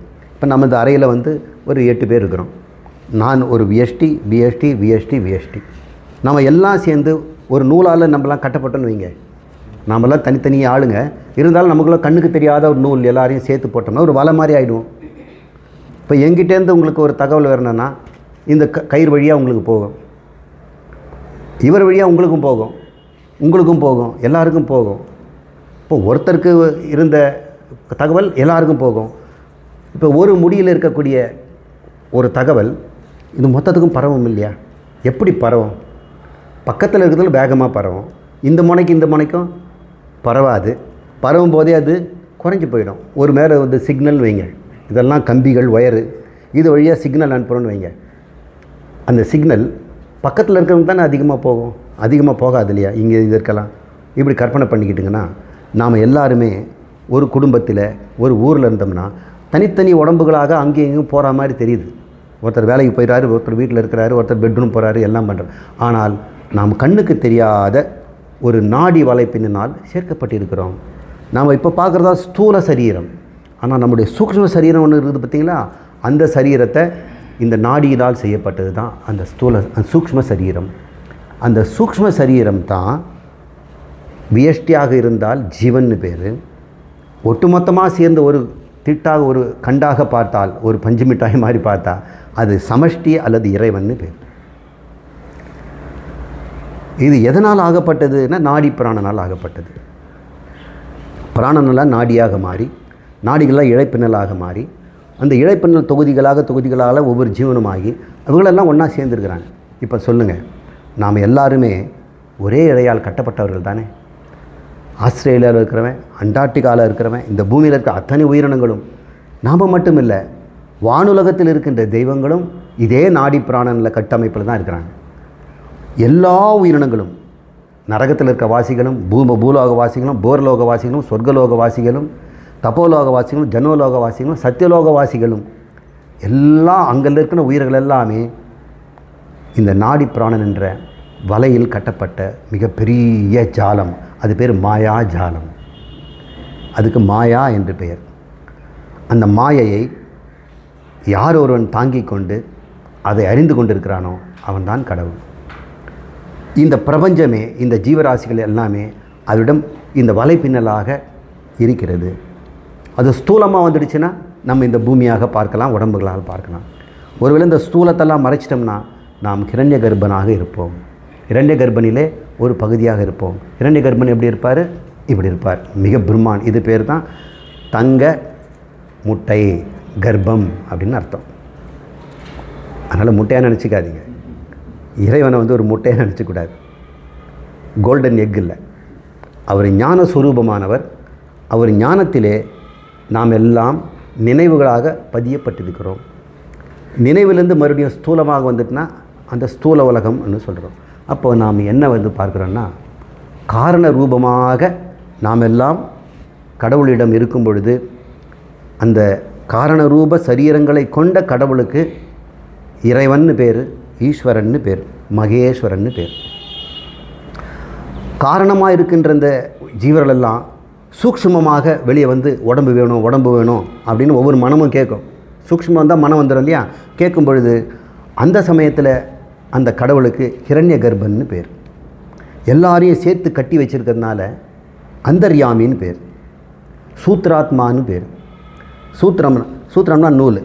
நாம் ஒரு கண்ணுக்கு தெரியாத நூலால் எல்லாரும் கோர்க்கப்பட்டு இறைவன் என்ற ஒரு பெரிய மாயா வலைக்குள்ளே நம்ம இருக்கிறோம். நாம் நினச்சா இறைவனுக்கு தெரியாமல் போயிடுமா? ஏன்னா அவர் வலைக்குள்ளே தான் நாம் இருக்கிறோம். அவர் கர்ப்பத்தில் தான் நாம் இருக்கிறோம். நீ ஒன்றை நினைத்தால், பகவானே எனக்கு இந்த கஷ்டம் வேண்டாம், எனக்கு காப்பாற்று, எனக்கு இதை கொடு அதை கொடுன்னு நீ நினச்சினா அவருக்கு தெரியாமல் போயிடுமா? அவருக்கு எப்படி தெரியாமல் போக முடியும்? அவர் எல்லா ஒட்டுமொத்தையும் தானுன்னு நினைக்கிறவர் இல்லையா? அவருடைய சைதன்யத்துக்குள்ளே தானே இது அத்தனையும் இருக்குது. அவர் எங்கு யார் நினைத்தாலும் அந்த சைதன்யம் பார்க்காமல் இருக்குமா? அவர் எல்லாவற்றிலும் அந்தர்யாமியாக சரீரத்துக்குள்ளே இருந்து கொண்டு அனைவரும் பார்த்து கொண்டிருக்கிறவராக நம்ம பார்க்குறோம். ஏன்னா சச்சிதானந்தம் அவர், அளவற்றவர் அவர். இப்போ நினச்சி பாருங்கள், இதெல்லாம் ஜீவக்கூட்டங்கள் வலைப்பின்னல் மாதிரி இருக்குது. இதை வந்து சூத்ராத்மா, அந்தர்யாமி அப்படின்னு பேர் வைப்போம். காரணமாக இருந்தால் அந்தர்யாமி, இப்படி சூக்ஷ்மமாக வந்தால் சூத்ராத்மான்னு பேர். இப்போ எல்லாரும் வந்து உடம்பு எடுத்துட்டோம்னா இப்படி வலைப்பின்னல் மாதிரி தெரியாது, பூமிக்குள்ளே ஜனங்கள்லாம் ஓடி ஆடுற மாதிரி தெரியும். இப்போ நாம் அந்த நிலைக்கு போகல. இந்த சூக்ஷ்ம நிலையில் இருக்கின்ற அந்த இறைவனை விட்டு நாம் பிரியவே முடியாது. இது எல்லாமே ஜீவர்களுடைய மனங்கள் தான். ஜீவன் என்றாலே மனம்தான். இந்த மனங்கள் எல்லாம் வலை போல் பின்னப்பட்டிருக்கிறது. நாம் எல்லாருமே ஒரு வலையில் இருக்கிறோம். இந்த அறையில் என் மனதில் இருக்கின்ற கஷ்டங்கள் எல்லாம் உங்களையும் பாதிக்கும். ஒருத்தருடைய கோபம் எந்த அளவுக்கு போகுமோ அங்கே அக்கம் பக்கத்தில் இருக்கிறவங்களே பாதிக்கும். ஏன்னா மனங்கள் எல்லாம் கண்ணுக்கு தெரியாத வலையினால் பின்னப்பட்டிருக்கிறது. உடனே அது இறைவனுக்கும் தெரியும். ஏனென்றால் இறைவன் இதை முழுக்க சூழ்ந்திருக்கிறார். இது உள்ளிருக்கிற இடைவெளி எல்லாருமே இறைவனால் சூழப்பட்டிருக்கிறது. சச்சிதானந்தமயமான அந்த ஞானஸ்வரூபமானது அதை நிரப்பியிருக்கிறது. ஒவ்வொரு ஜீவனுக்கும் இருக்கின்ற அறிவே அந்த சச்சிதானந்தம் தான் தருகிறது. அதை நம்ம பின்னாடி பார்ப்போம். இப்போ நினச்சிங்க, இப்போது நாம் திருமந்திரத்திற்குள் செல்வோம். மனத்தில் எழுகின்ற மாய நன்னாடன் அப்படிங்கிறார். மாயா அப்படின்னு சொன்னால் இப்போ ஹிரண்ய கர்ப்பன்னு புரிஞ்சுங்க. மாய ஜாலம், ஜாலம்னா வலை. இந்த வலைப்பின்னலால் ஆகப்பட்ட அந்த மாய நன்னாடன், நன்னாடன்னா நல்லதே நாடுபவன். அந்த நல்லதே நாடுகின்ற இறைவன் மாயாஜாலத்தில் இருக்கிறான். அவன் மனதில் எழுகின்றான். ஒவ்வொரு மனசிலையும் அவன் இருக்கிறான். எப்படி? சூத்ராத்மாவாக அந்தர்யாமியாக அவன் தான் இருக்கிறான். அவனுடைய சைதன்யம்தான் நமக்கு எல்லாருக்குமே அறிவாக இருக்கிறது. அவருக்குள்ளே நாம் இந்த இந்த இந்த தண்ணியில் போட்டால் அப்படி மிதக்குது இல்லையா, அந்த மாதிரி சைதன்யத்துக்குள்ளே இது இருக்குது. இது உள்ளும் புறமும் இறைவன் கடவுள் நிறைந்திருக்கிறார். அவருடைய ஞானம் எல்லாருடைய மனசிலும் பட்டு மனதிற்கு அறியும் சக்தியும் செயல் சக்தியும் அனுபவிக்கும் சக்தியும் கிடைக்குது. இந்த நிலையில் இதை புரிந்து கொள்ளுங்கள். மனதில் தான் அந்த சச்சிதானந்த ஸ்வரூபமான கடவுள் அல்லது பிரம்மம் இருந்து கொண்டு நமக்கு அறிவை தருகிறான். அப்போ ஜீவராசிகள் எல்லாருக்குமே அறிவு வர்றதுக்கு என்ன காரணம்? கடவுள் தான். அவன் நினைத்தது அறிவன். அதனால் நாம் ஒன்று நினச்சோம்னா கடவுளுக்கு தெரியுமோ அப்படின்னு தெரியாது, நம்ம வந்து குழம்புறோம். அதுக்காக கோயிலுக்குள்ளே முண்டி அடிச்சுட்டு சிலைக்கு கிட்ட போய் நிற்க பார்க்குறோம். கிட்ட போய் நின்று சொன்னால் தான் ஒரு காது கேட்கும்னு நினச்சிட்டு இருக்கிறோம். கடலில் இருக்கிற மீனுக்கும் குகையில் இருக்கிற வௌவாலுக்கும் அண்டார்டிகாவில் பனி மூட்டத்தில் இருக்கக்கூடிய ஏதோ ஒரு ரெயின்டீர்னு சொல்கிறாங்களே, அது நினச்சா கூட இறைவனுக்கு தெரியும். ஏனென்றால் இறைவன் எங்கேயோ உட்காந்து இப்படி கவனிக்கிறது இல்லை. எல்லாருக்குள்ளேயும் அந்தர்யாமியாக இருந்துட்டு உடனுக்குடன் அவர் அறிகிறார். உள்ளத்துக்கு உள்ளமாக அறிவுக்கு அறிவாக அவர் இருந்து கொண்டிருக்கிறதுனால நினைத்தது அறிவன். அப்படின்னா இந்த ஹிரண்ய கர்ப்பனுடைய உருவத்தை புரிஞ்சால் தான் உங்களுக்கு புரியும் நான் சொன்னது.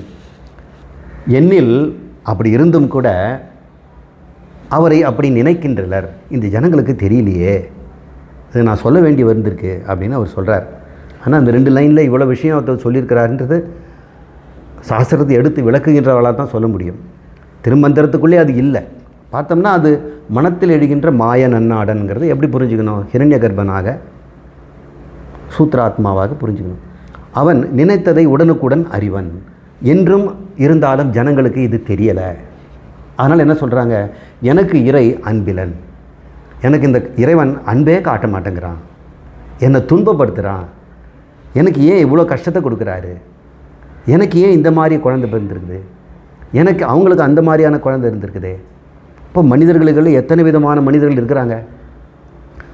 புத்திசாலி இருக்கிறான், மூடன் இருக்கிறான், தனவான் இருக்கிறான், கஞ்சிக்கு கூட காசு இல்லாத ஏழைகள் இருக்கிறார்கள், நல்ல ஆரோக்கியமான உடம்பு இருக்கிறாங்க, நோய் நொடியோடு படுத்தவங்க இருக்கிறாங்க, சில பேர் கால் வரலை, கண் வரலை, கை வரலை, இப்படியெல்லாம் மக்கள் இருக்கிறான். அவன் ஒவ்வொருத்தனாக சொல்லுவான், இந்த கடவுளுக்கு கண் இல்லையா, என்னை ஏன் இப்படி படைச்சிருக்கிறான் அப்படின்னு கேட்குறார்.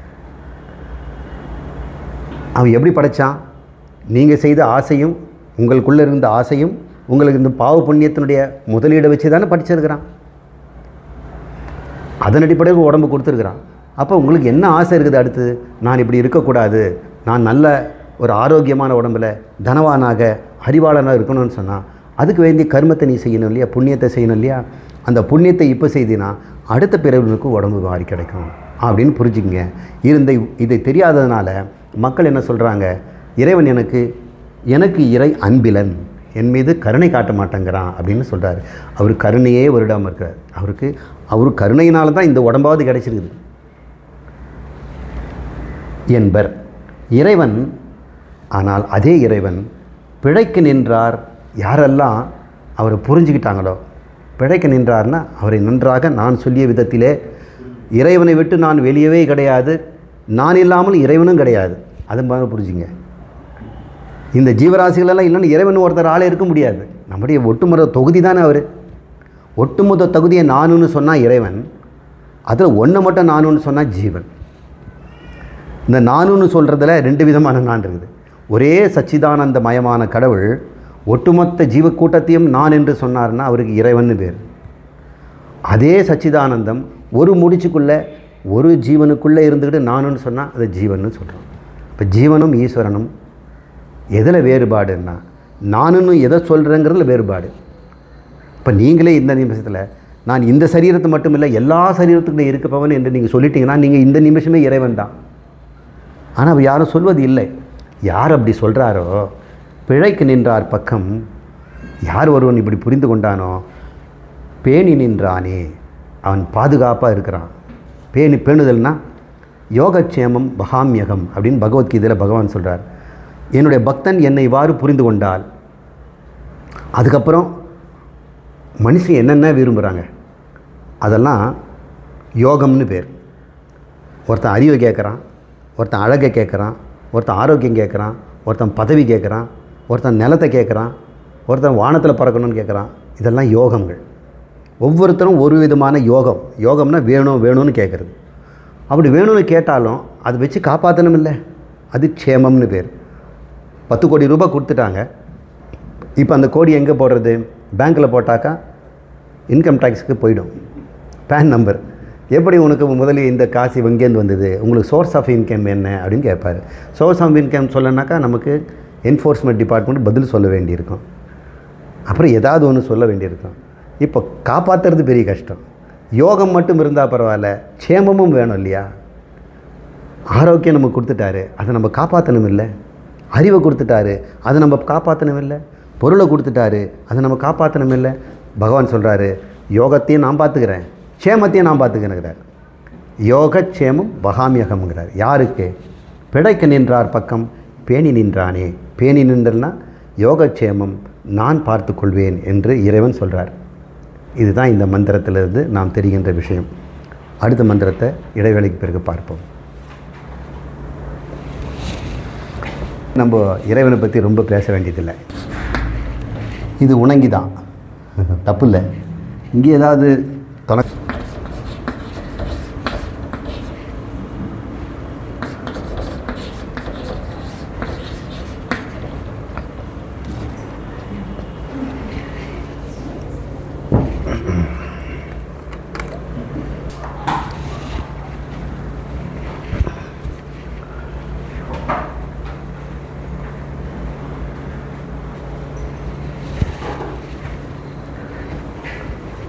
பாடல் 28.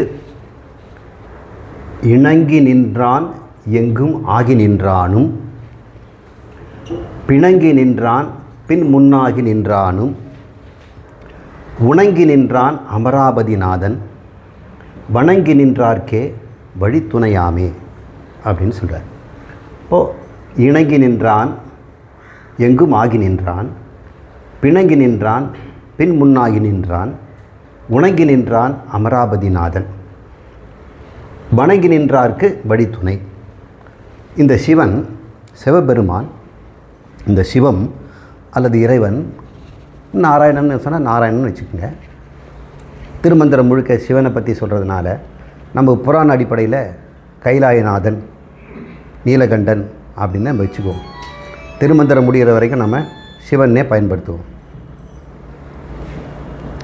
அந்த நமது சிவன் முக்கண்ணன், திரிசடையன், வணங்கி நின்றார்க்கு வழித்துணை. யாரெல்லாம் அவரை வழிபடுறாங்களோ, முன்பு சொன்ன பாடலில் சொல்லபடி நாம் இறைவனை விட்டு நாம் பிரிந்ததே கிடையாது. சில பேர் சொல்கிறாங்க, நான் இறைவனை நோக்கி போயிட்டுருக்கிறேன், இறைவனோடு சேர போகிறேன் அப்படின்னு. அவர் சொல்கிறாரு, இறைவனை விட்டு வெளியே நீ முதல்ல போக பார்க்கலாம். யாராவது இறைவனை விட்டு யாராவது வெளியே போக முடியுமா? இறைவனுக்குள்ளே தான் நாம் எல்லாம் இருக்கிறோம். எப்படி இந்த அக்வேரியம்ன்ற தண்ணி தொட்டிக்குள்ளே மீன்கள் நீந்துதோ, அது மாதிரி இந்த கடவுளுங்கிற சைதன்யத்தில் தான் இந்த ஜீவராசிகளை நீந்திட்டுருக்குறோம். அந்த தண்ணி தொட்டியில் இருக்கிற தண்ணீர் எப்படி மீனுக்குள்ளேயும் இருந்து மீனுக்கு உயிரையும் கொடுக்குது இல்லையா? நீங்கள் தண்ணியிலேருந்து வெளியே போட்டுருங்க, மீன் செத்து போய்டும். உயிரே தண்ணி தான், நமக்கும் தண்ணி தான். உணவில்லாமல் கூட நாம் ஒரு 10 நாள் இருக்கலாம். ஆனால் தண்ணி இல்லாமல் எத்தனை நாள் இருக்க முடியும்? தண்ணீர் உயிர். தண்ணீர் குடிச்சிட்டு கூட நாம் 15 நாள் 20 நாள் கூட உயிர் வாழலாம். அது உயிர். அப்போ உயிருக்கு உயிராக அவர் இருக்கிறார். அப்போ உயிருக்குள்ளே தான் நம்ம உயிராக இருக்கிறோம். தண்ணீர் தொட்டியே உயிர்னு சொன்னால் மீன்களெல்லாம் உயிருக்கு உயிர். அந்த உயிருக்கு உள்ளே இருக்கிற உயிர்கள் தான். அந்த உயிர் இந்த உயிர் வேறையான ரெண்டும் ஒன்று தான். உடம்பு தான் ஆளுக்கு ஆளுக்கு வேறு. இவ்வாறு எவன் ஒருவன் ஈசன் அவன் அருகிலேயே நான் இருக்கிறேன், என்னை விட்டு அவன் பிரிஞ்சதே கிடையாது, நான் கூட அவனை மறந்துடுவேன், ஆனால் அவன் என்ன மறந்ததே கிடையாது. அவர் கண்ணிமைக்காமல் பார்த்துட்ருக்கிறார், என்னை கருணையோடு பார்க்குறார். நான் தூங்கும் பொழுதெல்லாம் நான் கரெக்டாக சுவாசம் பண்ணுறேன்னா,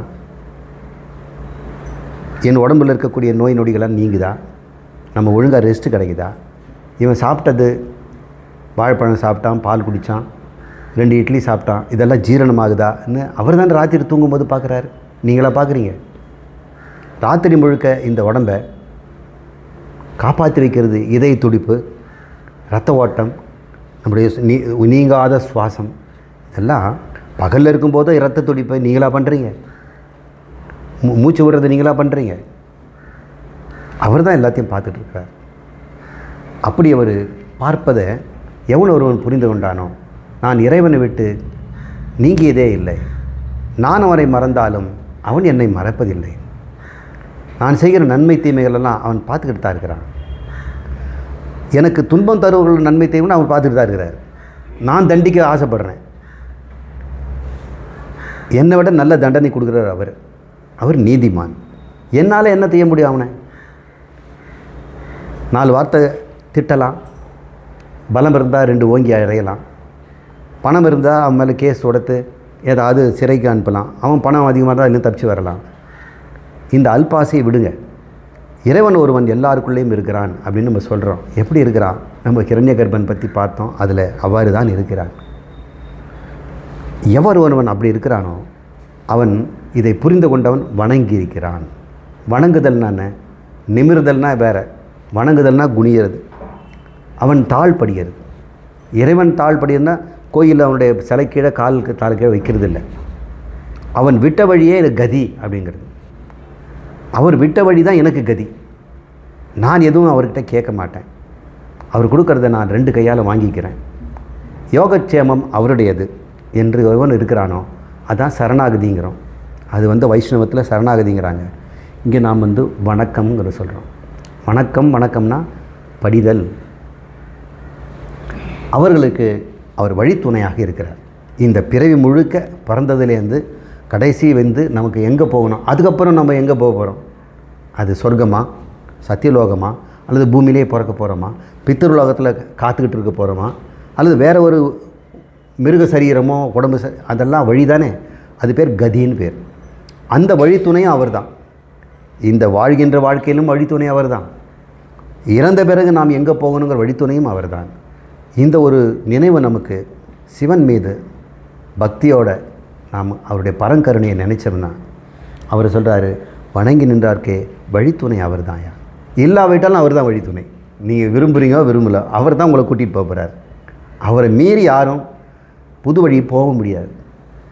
நீங்கள் சொல்லிக்கலாம், நான் ஒரு புது வழி நானே கண்டுபிடிச்சேன், எனக்கு இறைவனுக்கு சம்பந்தமே இல்லை, நான் சாமியெல்லாம் கும்பிட்றதில்ல, சாமியெல்லாம் கிடையாதுன்னு அவங்க சொல்லலாம்.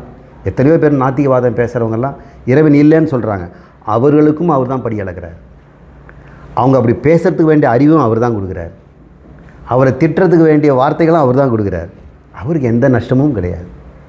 உன் கதியை நீயே தான் அவர்கிட்ட கொடுத்துற. அவர் உனக்கு ஏற்ற மாதிரி கதியை கொடுக்குறார். ஆனால் வணங்கி நின்றவருக்கு அவர் நிச்சயமாக நல்வழி காட்டுவார், வழித்துணை. அப்படிப்பட்ட இறைவன் எப்படி அப்படின்னு இங்கே விளக்குறார். முதல் 3 லைனில் இறைவன் எப்படிப்பட்டவருங்கிறது நமக்கு சொல்கிறார். இப்போ அப்படி புரிஞ்சுக்கங்க. இணங்கி நின்றான், எங்கும் ஆகி நின்றான். அவன் எங்கும் ஆகியிருக்கிறதுனால இந்த ஜீவக்கூட்டர்கள் சொல்லக்கூடிய இந்த ஒட்டுமொத்த சமஷ்டியிலையும் அவர் நிரம்பி இருக்கிறார். மீன் தொட்டியில் இருக்கக்கூடிய எல்லா மீனுக்கும் உள்ளேயும் தண்ணீராகவும் வெளியும் தண்ணீரமாக இறைவன் தான் இருக்கிறார். உள்ளும் புறமும் அவர் தான் இருக்கிறார். எனக்கு உள்ளே இறைவன் இருக்கிறான்னு சொல்லக்கூடாது. வெளியே இல்லாத போயிடுவாரான்னு. கல்லிலும் தூணிலும் இருக்கிறான், துரும்பிலும் இருக்கிறான். பிரகலாதன் சொல்கிறார், எதிலும் இருப்பான்றதுக்கு அப்படி சொன்னார். அணுவிலும் இருக்கிறார், அண்டத்திலும் இருக்கிறார், சரீரத்திலும் இருக்கிறார், சரீரத்து வெளியும் இருக்கிறார், பிணத்திலும் இருக்கிறார்.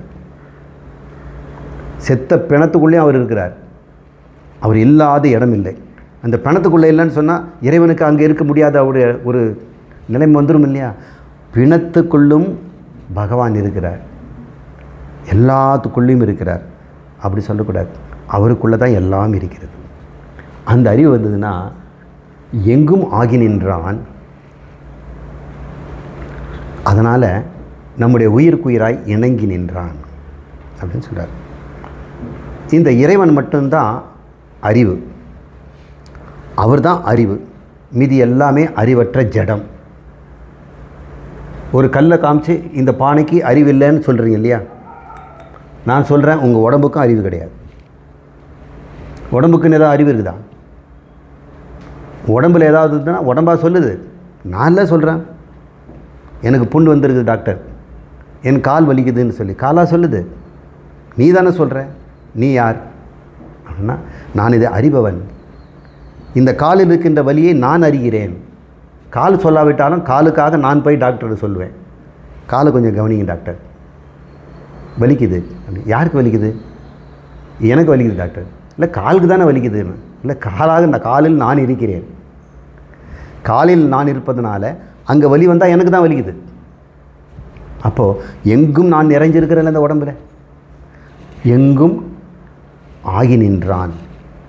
நீயே இந்த உடம்புல எங்கும் ஆகி நின்னா எல்லார் உடம்பும் சேர்த்து ஒரு உடம்பாக வச்சுருக்காரு. அவர் எல்லாத்துலையும் ஆகியிருப்பார்ல. இப்படி நினைக்கும்போது இறைவனை விட்டு நீ எப்படி போக முடியும்?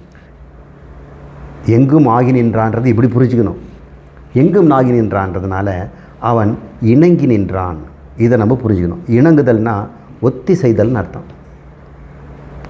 அவர் என்ன சொல்கிறார் இப்போ அப்படின்னா, அவர் இணங்கிட்டாருங்க அப்படின்னா அவர் ஒப்பந்தத்துக்கு சரியாயிட்டார், ஒத்து போகிறாங்க. என்னங்க சொல்கிறாங்க, சம்பந்தி பொண்ணு பார்க்க வந்தாங்களே என்ன, அவங்க இணங்கிட்டாங்க. மாப்பிள்ளை என்ன சொல்கிறாரு, அவரும் இணங்கிட்டார். இணங்குதல்னா ஒத்துப்போதல் அப்படின்னு. எதில் நமக்கு இறைவன் இணங்கி நிற்கிறாரு, எதில் ஒத்து போகிறாரு, அது கொஞ்சம் யோசனை பண்ணி பார்க்கணும். இந்த உடம்பில் பலவிதமாக இது இருக்குது. இந்த நம்ம மனசும் எல்லாருக்கும் விதவிதமாக இருக்குது. இந்த மனசும் உடம்பும் அறிவுடைய இது மாதிரி இருக்குல்ல. இந்த உடம்புக்கு அறிவு கொடுக்கறது நம்ம மனசு. இந்த மனசு தூங்கிடுச்சுன்னா உடம்புக்கு அறிவு இல்லை, எதுவுமே தெரிய மாட்டேங்குது. ஆனால் எழுந்த உடனே இந்த மனசு உடம்பு முழுக்க நிரம்பிட உடனே நமக்கு இந்த உடம்பெல்லாம் தெரியுது, உடம்புக்கு அறிவு வந்துடுது. கண் சிமிட்டுறோம். இந்த கண் சிமிட்டுறதுக்கு வேண்டிய அறிவு யார் தர்றது? கண்ணாக வச்சுருக்குது. உள்ளே இருக்கிற உள்ளம் தானே. இந்த உள்ளம் நினச்சுன்னா கண்ணை சிமிட்டாமல் வச்சுருக்கோம். உள்ளம் நினச்சுன்னா கண் சிமிட்டோம். கண்ணை மூடி திறக்கிறது யார்? உள்ளே இருக்கின்ற ஜீவன், அதுதான் மனம். அவன் தான் அறிவுடையவன். இந்த கண்ணுக்கு அறிவு இல்லை. அதுக்கு அறிவு இருந்ததுன்னா நீ எதுக்கு சொல்லாத, நான் பண்ணிக்கிறேன்னு சொல்லும். ஆனால் நாம் நினைத்தால் வாயை மூடுறோம், நினைத்தால் வாயை திறந்து பேசுகிறோம். பேசவே மாட்டேங்கிறாருன்றார். அவர் பேசக்கூடாதுன்னு முடிவு எடுத்துட்டார். சில பேர் பேசக்கூடாதுன்னு முடிவு எடுப்பாங்க, அவர் பேசிகிட்டே இருப்பார். இப்போ உள்ளே இருக்கின்ற அறிவு பொருள் தானே இந்த சரீரத்தை வந்து அறிவுடையது மாதிரி காட்டுது. பாருங்கள், அறிவாளி வரார் அப்படின்னு ஒருத்தர் காட்டுறாங்க, ஆனால் உடம்பை தான் காட்டுறாங்க. அறிவை உடம்புக்கா? உள்ளே இருக்கிறவருக்கு தானே சொந்தம். அந்த அறிவு எங்கே இருக்குதுன்னு பார்த்தோம்னா நம்ம புத்தியில் இருக்குது, அதாவது மனசில் உள்ளதுன்னு சொல்கிறோம். இந்த உள்ளத்துக்கு அறிவு உண்மையில் உண்டா? உள்ளம் எப்போதும் அறிவுடையதுன்னா தூங்கும்போது எங்கே போச்சு அறிவு? அது ஒன்றும் அறியலையே. அப்போ அதுக்குள்ளே பல்பு போடுற ஒருத்தர் இருக்கிறார்ல, யாரோ வெளிச்சம் கொடுக்குறவர் இருக்கார்ல, அப்போ அவர் தானே விளக்கு. அந்த விளக்கு உள்ளத்தில் விளக்காகி உள்ளம் விளங்குது, உள்ளம் விளக்காகி உடம்பு விளங்குது, உடம்பு விளக்காகி உலகம் விளங்குது. உலகம் விளங்குவதற்கு உடல் விளக்கு, உடல் விளங்குவதற்கு உள்ளம் விளக்கு, உள்ளம் விளங்குவதற்கு இறைவன் சிவன், நம்ம பரமேஸ்வரன், அவர் தான் விளக்கு. அவர் எல்லாருக்குள்ளேயும் விளக்கா இருக்கிறார். நம்ம மனம் ஒரு ஜோதி, அந்த ஜோதிக்கும் ஜோதி, அது ஜோதிர் ஜோதி, அந்தர் ஜோதிம்பாங்க. இந்த உடம்புக்குள்ளே இருந்தாலும் மனசு அந்தர் ஜோதி, உள்ளே இருக்கிறதுனால அந்தர் ஜோதி. அந்த ஜோதிக்கும் ஜோதி, ஜோதிர் ஜோதி, பரஞ்சோதி. அது இந்த ஜோதி தூங்குனா மறைஞ்சிடும். கனவுல ஒரு மாதிரி பாதியாக இருக்கும், நனவில் கொஞ்சம் முழுசாக இருக்கும். நனவுல நிறைய பேர் தூங்குவாங்க. இந்த ஜோதி கூடி குறைச்சலாக இருக்குது. இந்த உடம்புக்குள்ளே கொஞ்சம் பிரகாசமாக இருக்குது. சின்ன சின்ன எறும்புக்குள்ளேயும் எலிக்குள்ளேயும் கரப்பாம்பூச்சிக்குள்ளே கொஞ்சம் பிரகாசம் கம்மியாக தான் இருக்குது. அது என்ன சொன்னாலும் புரிய மாட்டேங்குது. சில பேருக்கு ரொம்ப பிரகாசமாக இருக்குது, சொன்ன உடனே டக்குன்னு புரிஞ்சுக்கிறாங்க. இது மனசில் இருக்கிற ஜோதி. இந்த ஜோதிகளுக்கெல்லாம் பரஞ்சோதி ஒன்று இருக்குல்ல, அது இந்த மனதோடு இணங்கியிருந்தால் தானே நமக்கு அறிவு வரும். அவர் பிணங்கிட்டார்னா, நான் உங்களோட சேர மாட்டேன்ட்டார்னா, இந்த ஜோதிக்கெல்லாம் எங்கே இந்த லைட் கிடைக்கும்? எல்லாம் லைட் ஆஃப் பண்ணிட்டா மாதிரி இருக்கும். எங்கேயோ மெயினை ஷட் டவுன் பண்ணிட்டாங்கன்னா எல்லா பல்பும் அணைஞ்சு போயிடும். அந்த மாதிரி அப்படி நடந்ததே கிடையாது. ஏன்னா அவர் எங்கேயும் ஆஃப் ஆகுறதே கிடையாது. அந்த பரஞ்சோதி எப்பொழுதும் பிரகாசமாக அறிவு ஸ்வரூபமாக எல்லாருக்குள்ளேயும் இருந்துக்கிட்டு இருக்குது. எல்லாருக்குள்ளேயும் மட்டும் இல்லை, இந்த சேரில் கூட இருக்குது. ஆனால் அவர் இருக்கிறது இந்த சேர் காட்ட மாட்டேங்குது. இந்த மனம் அவர் இருப்பதை காட்டி கொடுத்துருது. ஏன்னா இது அறிவாக வெளிப்படுது. ஆனால் இது அறிவு கொடுத்தும் கூட அறிவு காட்ட மாட்டேங்குது. ஆனால் நான் என்ன பண்ணுறேன், அறிவு கொடுத்தோன்னே அறிவாளி ஆயிடுறேன். அறிவுக்கு அறிவாக இருக்கிறதுனால அவர் இணங்கி நின்றான். அந்த இறைவனுக்கு பேர் இணங்கி நின்றான். இந்த உள்ளத்தில் அவன் இணங்கி இசைந்து சம்பந்தியாக இருந்து கொண்டு அவருடைய அறிவெல்லாம் நமக்கு கொடுத்து அறிவாளியாக்கி வச்சிருக்கிறார். விளக்கை கொடுத்து விளங்க வைக்கிறார். நாம் மறுபடியும் ஒரு விளக்காக்கி உடம்பை விளங்குகிறோம். உடம்பு ஒரு விளக்காகி உலகத்தை விளக்குது. அப்போது அனைத்திற்கும் விளக்கு, அணையாத விளக்கு பரஞ்சோதி, பரம்பொருள் அந்த இறைவன். அவன் இணங்கி நின்றான், பிணங்கி நின்றான் அப்படின்னு திரும்ப இந்த இடத்துல மறுபடியும் முரண்பாடாக பேசுகிறார். ஏன் அப்படி பிணங்கி நின்றார்னா, நீ ஒரு அறிவு பொருள் உங்ககிட்ட இருக்குது, நீ அறிவாளி தானே, அறிவுடையவன் தானே, அறிவில்லாத ஜடம் சொல்ல மாட்டல்ல. அந்த அறிவு யாருது? பரஞ்சோதி. இது உங்ககிட்ட இருக்குது என்ன ஜோதி? அந்தர் ஜோதி, உள்ளே இருக்கக்கூடிய குட்டி ஜோதி. அது சின்ன ஜோதி, சித் ஜோதி, சித்தமாக இருக்குது. இந்த சித்தம் தூங்கும், கனவு காணும், நனவுக்கு போகும், துரியங்கிற நிலைக்கு போகும், மயக்கத்துக்கு போகும். இது எத்தனை ஒன்றா மாறுபடும். இந்த மனம் இன்பமாக இருக்கும், துன்பமாக இருக்கும். ஒருத்தருக்கு ஒன்று சொன்ன உடனே ஒரு மனம் புரிஞ்சுக்குது, ஒரு மனம் புரிஞ்சிக்க மாட்டேங்குது. இந்த ஜோதியை பார்த்தோம்னா மினுக்கு மினுக்குன்னு அப்படியே அணைஞ்சு போகிற மாதிரியும் வெளிச்சம் வரா மாதிரியும் இருக்குது. ஆனால் அந்த ஜோதி எப்பொழுதும் தனிப்பெரும் முதலாக தனிப்பெரும் ஜோதி. அது தனிப்பெரும் ஜோதி, அது அருள் ஜோதி. அந்த அருள் குறையிறதே இல்லை. அது தனிப்பெரும் கருணை. அந்த தனிப்பெரும் கருணைங்கிறது என்னென்னா, இந்த எல்லா உடம்புக்குள்ள சரீரக்குள்ள அறிவை கொடுக்குது இல்லையா, அது தனிப்பெரும் கருணை. அது அருட்பெருஞ்சோதி, அந்த பரஞ்சோதி அப்படின்னு வள்ளலார் அவருக்கு சொல்கிறார். அந்த ஜோதி பிணங்கி நின்றான். இப்போ எப்படின்னா, இணங்கி நிற்கும்போது நமக்கு இந்த சரீரத்துக்கு வருது. அவர் பிணங்கிட்டார்னா, பிணங்கிருந்தால்னா ஓடி போயிடுறதோ பிரிஞ்சிருதோ இல்லை, அவர் சொரூபத்திலே பிரிந்திருக்கிறார். உன்னுடைய மனத்தில் இருக்கின்ற ஜோதி அறிவு குணங்களோடு கூடியது. சத்துவகுணம், ரஜோகுணம், தமோகுணம்னு இருக்குது. அப்போ குணத்துடன் கூடிய அறிவாக நீ இருக்கிறாய். இப்போ சத்துவ அறிவாக இருந்தால் என்ன செய்வ? நல்லா புரிஞ்சுக்கிற. ரஜோ அறிவாக இருந்தால் என்ன செய்வ? தொழில் செய்கிறதுக்கும் ஓடி ஆடி வேலை செய்கிறதுக்கும் இருப்பேன். தமோ அறிவாக இருந்தால் என்ன ஆகும்? தூங்கிடுவேன். ஒன்று சொன்னால் வேறு மாதிரி புரிஞ்சுக்குவேன். வெறும் இன்பத்தை மட்டும் நாடுவேன். தப்பாக புரிஞ்சுக்கிறது, இன்ப நாட்டமாக இருக்கிறது, சோம்பேறியாக இருந்தால் தமோ அறிவு. எந்நேரமும் ஓயாமல் வேலை செய்துட்டு இருக்கிறது, ரெஸ்டடுன்னு சொன்னாலும் கிடையாது. எப்பவும் பணம் சம்பாதி ஓடுறது அப்படி இருந்ததுன்னா அது ரஜோ அறிவு. ரெண்டும் இல்லாமல் இந்த ஞானத்தை புரிந்து கொள்வதற்கு இந்த மாதிரி திருமந்திரத்தை எங்கே சொல்லித்தராங்களோ அங்கே போய் கேட்கணும் அப்படி இருந்ததுன்னா சத்துவ அறிவு. அப்போ முக்குணமாக இருக்கின்ற அறிவு இருக்குது இல்லையா, அதிலிருந்து அவர் பிணங்கி நிர்குணமாக இருக்கிறார். அவர் நிர்குண ஜோதியாக இருக்கிறார். இது சகுன ஜோதியாக இருக்கிறது. அந்த விதத்தில் அவர் வேறாக இருக்கிறார்.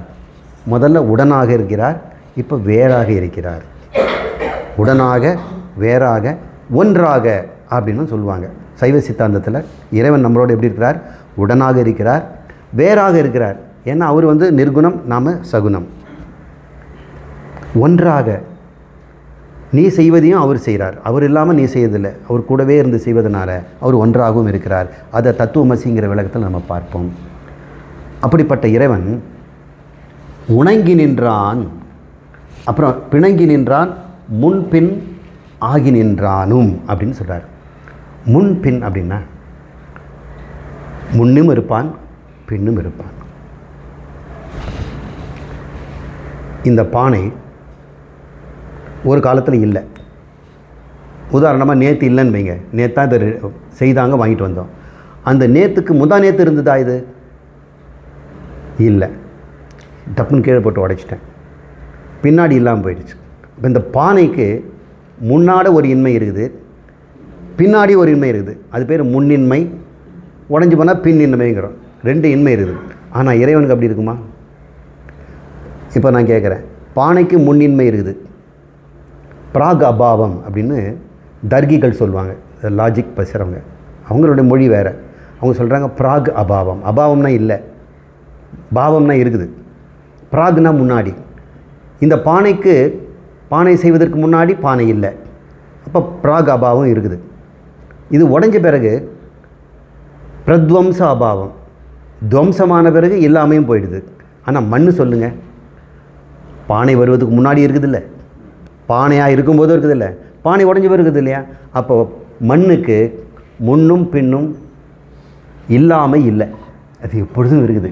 அவர் சொல்கிறாரு முன் பின்னாகி நின்றான். முன்னாடியும் அவன் இருக்கிறான், பின்னாடியும் இருப்பான்.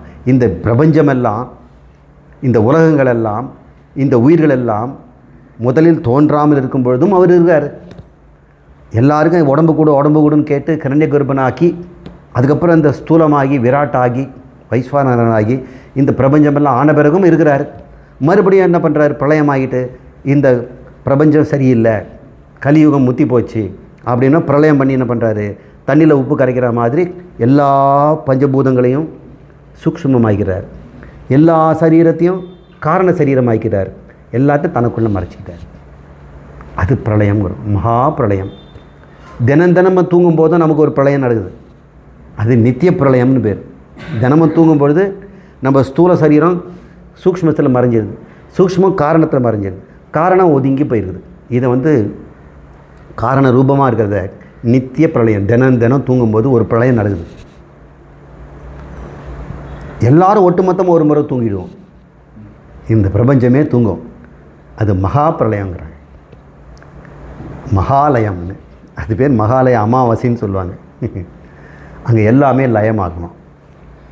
இந்த மகா பிரளயம் ஏற்படும்போது இறைவன்கிட்ட நம்ம எல்லாம் காரணமாக தண்ணீரில் உப்பு மாதிரி மறைஞ்சிடுவோம். மறுபடியும் அவர்கிட்டேருந்து பூத்து வருவோம். உப்பு பூத்து வந்ததுன்னா மறுபடியும் கரைஞ்சி உள்ளே போயிடும். இப்படி தான் சிருஷ்டியும் ஸ்திதி ஆரம்பமும் நடக்குது. சரி, அத்தியந்த அபாவம்னு ஒன்று இருக்குது, அத்தியந்த பிரளயம்னு பேர். அது ஞானத்தில் எவன் ஒருவன் தன்னை பிரம்மம் பரமேஸ்வர ஸ்வரூபம்னு கண்டுபிடிச்சிட்டானோ அவன் அவனுடைய பிரளயம் அதோட அவ்வளோதான். நித்திய பிரளயம் தினம் தினம் தூங்கி தூங்கி எழுதுக்கும். மகா பிரளயத்தில் ஒரு பிரளயத்தை முடித்து அடுத்த பிரளயத்தை மறுபடியும் நம்ம எல்லாம் உற்பத்தி ஆகிடுவோம். ஆனால் ஞானியோ அவன் அதற்கப்புறம் இல்லவே இல்லை. அவன் பிரம்மமாகவே ஆகிவிட்டான். அவன் பரமேஸ்வரன் ஆகிட்டான், சிவனோடு கலந்து விட்டான். அதை சாயுஜ்யம் அப்படின்னு சொல்கிறான். அந்த சாயுஜ்யத்தை ஞானத்தால் பெற முடியும்னு திருமந்திரத்தில் மூலர் சொல்கிறாரு. இவ்வாறு முன்பின்னும் அவர் தான் இருக்கிறார். அவருக்கு முன்னின்மையும் பின்னின்மையும் கிடையாது. அவர் உணங்கி நின்றான். உணங்கி நின்றல்னா ஒன்றுமே செய்யாமல் இருக்கிறது, சும்மா இருக்கிறது தான். இவ்வளவு செய்துட்டு அவர் ஒன்றுமே செய்யலைங்கிறீங்க. சகுனமாக அவர் எல்லாத்தையும் செய்வார், நிர்குணமாக எதையும் செய்யாமல் இருப்பார். இப்போ உதாரணம் சொல்கிறேன். ஆழ்ந்த உறக்கத்தில் ஒருத்தன் கனவு காண்றான். அந்த கனவில் என்னென்ன உற்பத்தி பண்ணுறான். ஒரு கனவில் கிணறு உண்டாகுது, அதில் தண்ணி சேர்ந்துறான், அப்புறம் சுமந்துட்டு போகிறாங்க, அப்புறம் குடிக்கிறதுக்கு கொடுக்குறாங்க, அப்போ நெருப்பு மூட்டுறாங்க, சோறு கொதிக்க வைக்கிறாங்க, எல்லாருக்கும் கொடுக்குறாங்க, அப்புறம் காற்று வீசுகிறாங்க. இப்போ காற்று இருக்குது, நெருப்பு இருக்குது, தண்ணி இருக்குது, நிலம் உண்டாகுது, ஜனங்கள்லாம் இருக்கிறாங்க, அங்கே மாட மாளிகைகள் வீடுகள்லாம் இருக்குது, கோயில் இருக்குது, சகதி இருக்குது, பள்ளம் இருக்குது, பாம்பு இருக்குது. கனவுல என்னென்ன உற்பத்தி பண்ணுறீங்க. நீங்கள் பகலில் அதை உற்பத்தி பண்ணி பாருங்கள், எவ்வளோ டயர்டாக இருப்பீங்க. ஒரு சின்ன வேலை, தண்ணி சேர்ந்துங்க கிணத்துல, இப்போ 10 தடவை எடுத்த பிறகு அப்பான்னு போய் உட்காந்துருங்க. கனவுல தண்ணி சேர்ந்துறீங்களே, டயர்ட் ஆகிட்டிங்களா? கனவுல சமையல் பண்ணிங்களே, டயர்ட் ஆகிட்டிங்களா? காலையில் எழுந்த பிறகு நான் சொல்கிறோம், சுகமாக தூங்குனாங்களே. எவ்வளோ பாடுபட்டான் ராத்திரி தூக்கத்தில். ஆனால் அவன் சும்மா உணங்கி நின்றான். எதுவும் செய்யாமலே எல்லாம் செய்கிறான் கனவில். தூங்குறவன் ஏதாவது செய்தானா? அதனால் பள்ளி கொண்டார்.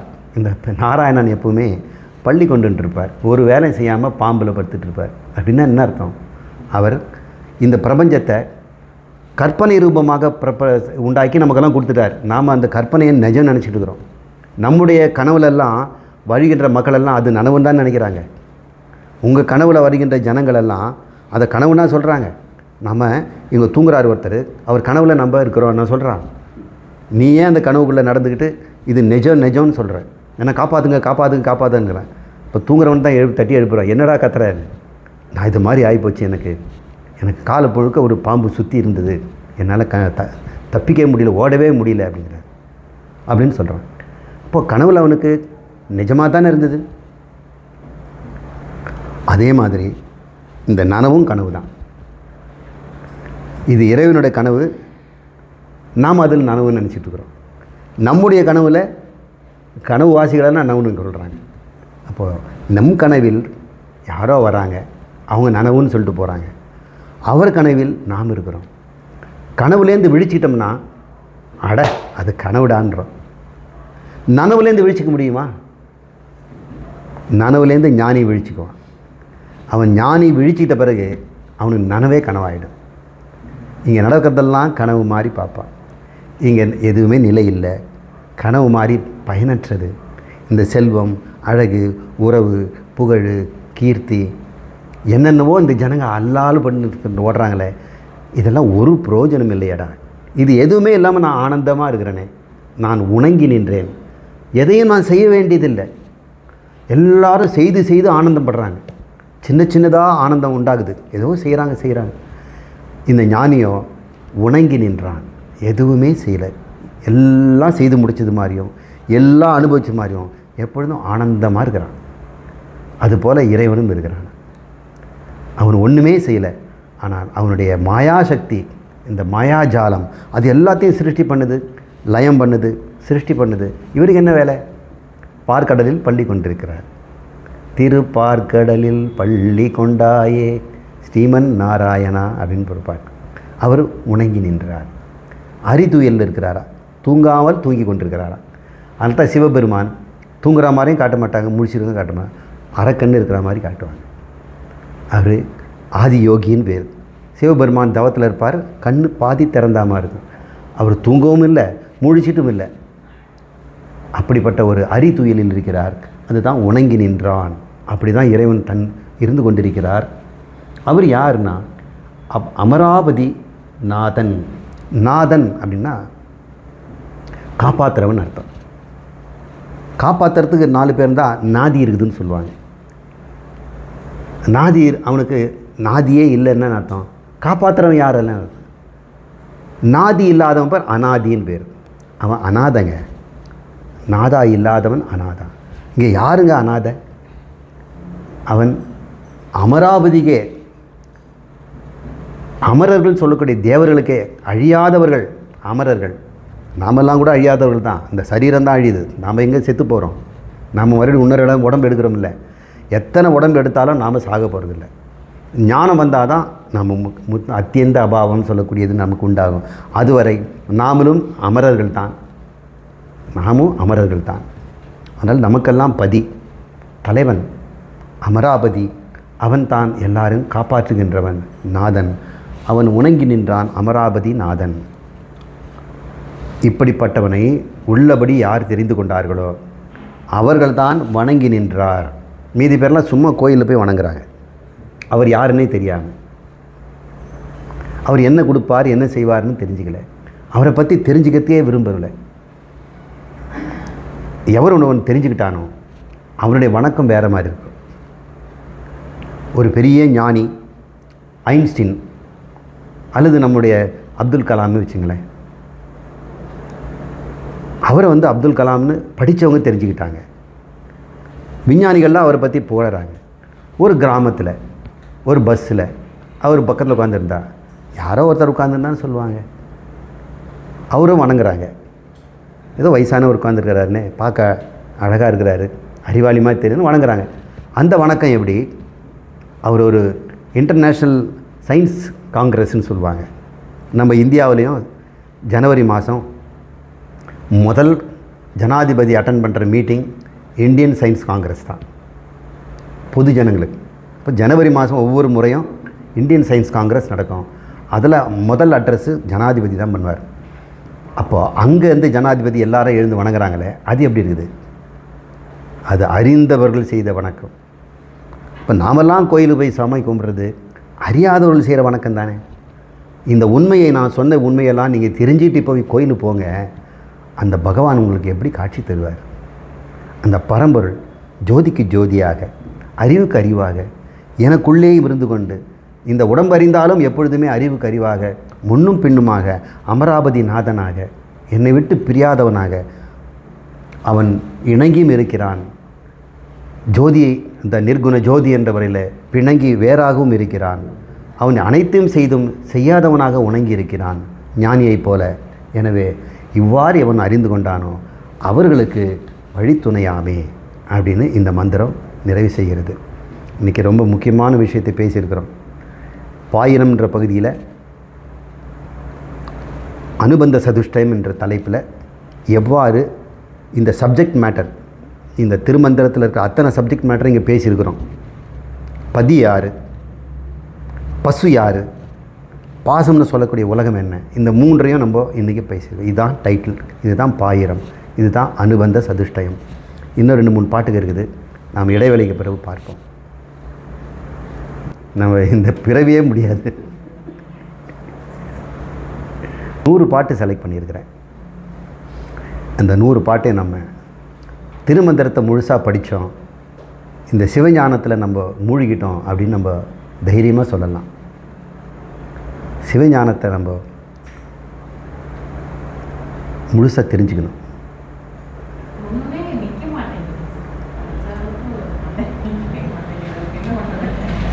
நான் சொன்னதெல்லாம் சொற்கள்.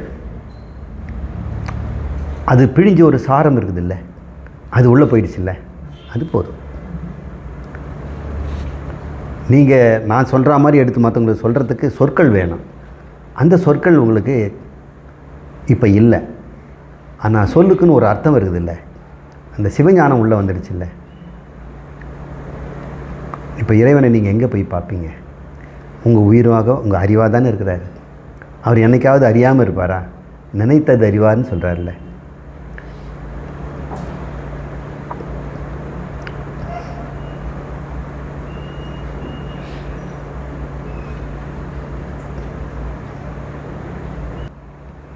ஒரு கிளாஸ் அட்டன் பண்ணோம்னா வீட்டில் போய் மறுபடியும் திங்க் பண்ணணும். எதை நம்ம எப்பவும் தொடர்ந்து அதையே நினைக்கிறோமோ அது மறக்கிறது இல்லைங்க. நம்ம ஒரு கஷ்டம் வந்தால் அதை நம்ம எப்போதான் நினைக்கிறோம். எவ்வளோ டீட்டெயிலாக இருக்குது. நான் அப்படிலாம் சொல்லலைம்பாங்க. இல்லை நீ சொன்னேன் அப்படின்னு சொல்கிறோம். ஒவ்வொரு வார்த்தையும் நம்ம விடாமல் சொல்கிறோம். அங்கே மட்டும் இங்கே ஞாபகம் வருது. அப்போ அது காரணம் அவங்க சொன்ன வார்த்தைகளை, நம்ம சொன்ன அந்த வசவு மொழிகளை நம்ம எத்தனை பேர் நினச்சி பார்த்துருப்போம் திரும்ப திரும்ப. அது மாதிரி இதை நம்ம திரும்ப திரும்ப நினச்சோம்னா எப்படிங்க வராமல் போயிடும். நம்ம ஒரு வாரத்தில் ஒரு நாள் சந்திக்கிறோம். மீதி நாள் அந்த உலகம் நம்மளை போத்து நிரப்பிடுது. நம்ம மண்டைக்கு முழுக்க எத்தனையோ சமாச்சாரங்கள் உள்ள இது எங்கேயோ காண போயிடுது. ஆனால் இதையே செஞ்சுக்கிறவனுக்கு உலகம் உள்ள வருமா? உலகம் எதாவது அவனை பாதிக்குமா? யாராவது அவனை புகழ்ந்தாலும் அவனுக்கு சிரிப்பான், இகழ்ந்தாலும் அவனுக்கு சந்தோஷம் கொடுத்தமேன்னு சந்தோஷமாக இருப்பான். நம்மளை கேலி பண்ணால் அவனுக்கு ஒரு சந்தோஷம் தானே. இந்த ஒரு சந்தோஷமாக அனுபவிச்சுட்டு போட்டு வந்திருப்பான். அப்படிப்பட்டவனுக்கு தலையிலுக்குள்ளே யாரும் வரமாட்டாங்க. நீங்கள் போய் ரோட்டில் போய் பாருங்கள், ஒவ்வொரு தலையிலையும் யாரோ 2-3 மனுஷனாவது இருப்பான். யாராவது ஏதாவது நினச்சிட்டு இருப்பாங்க.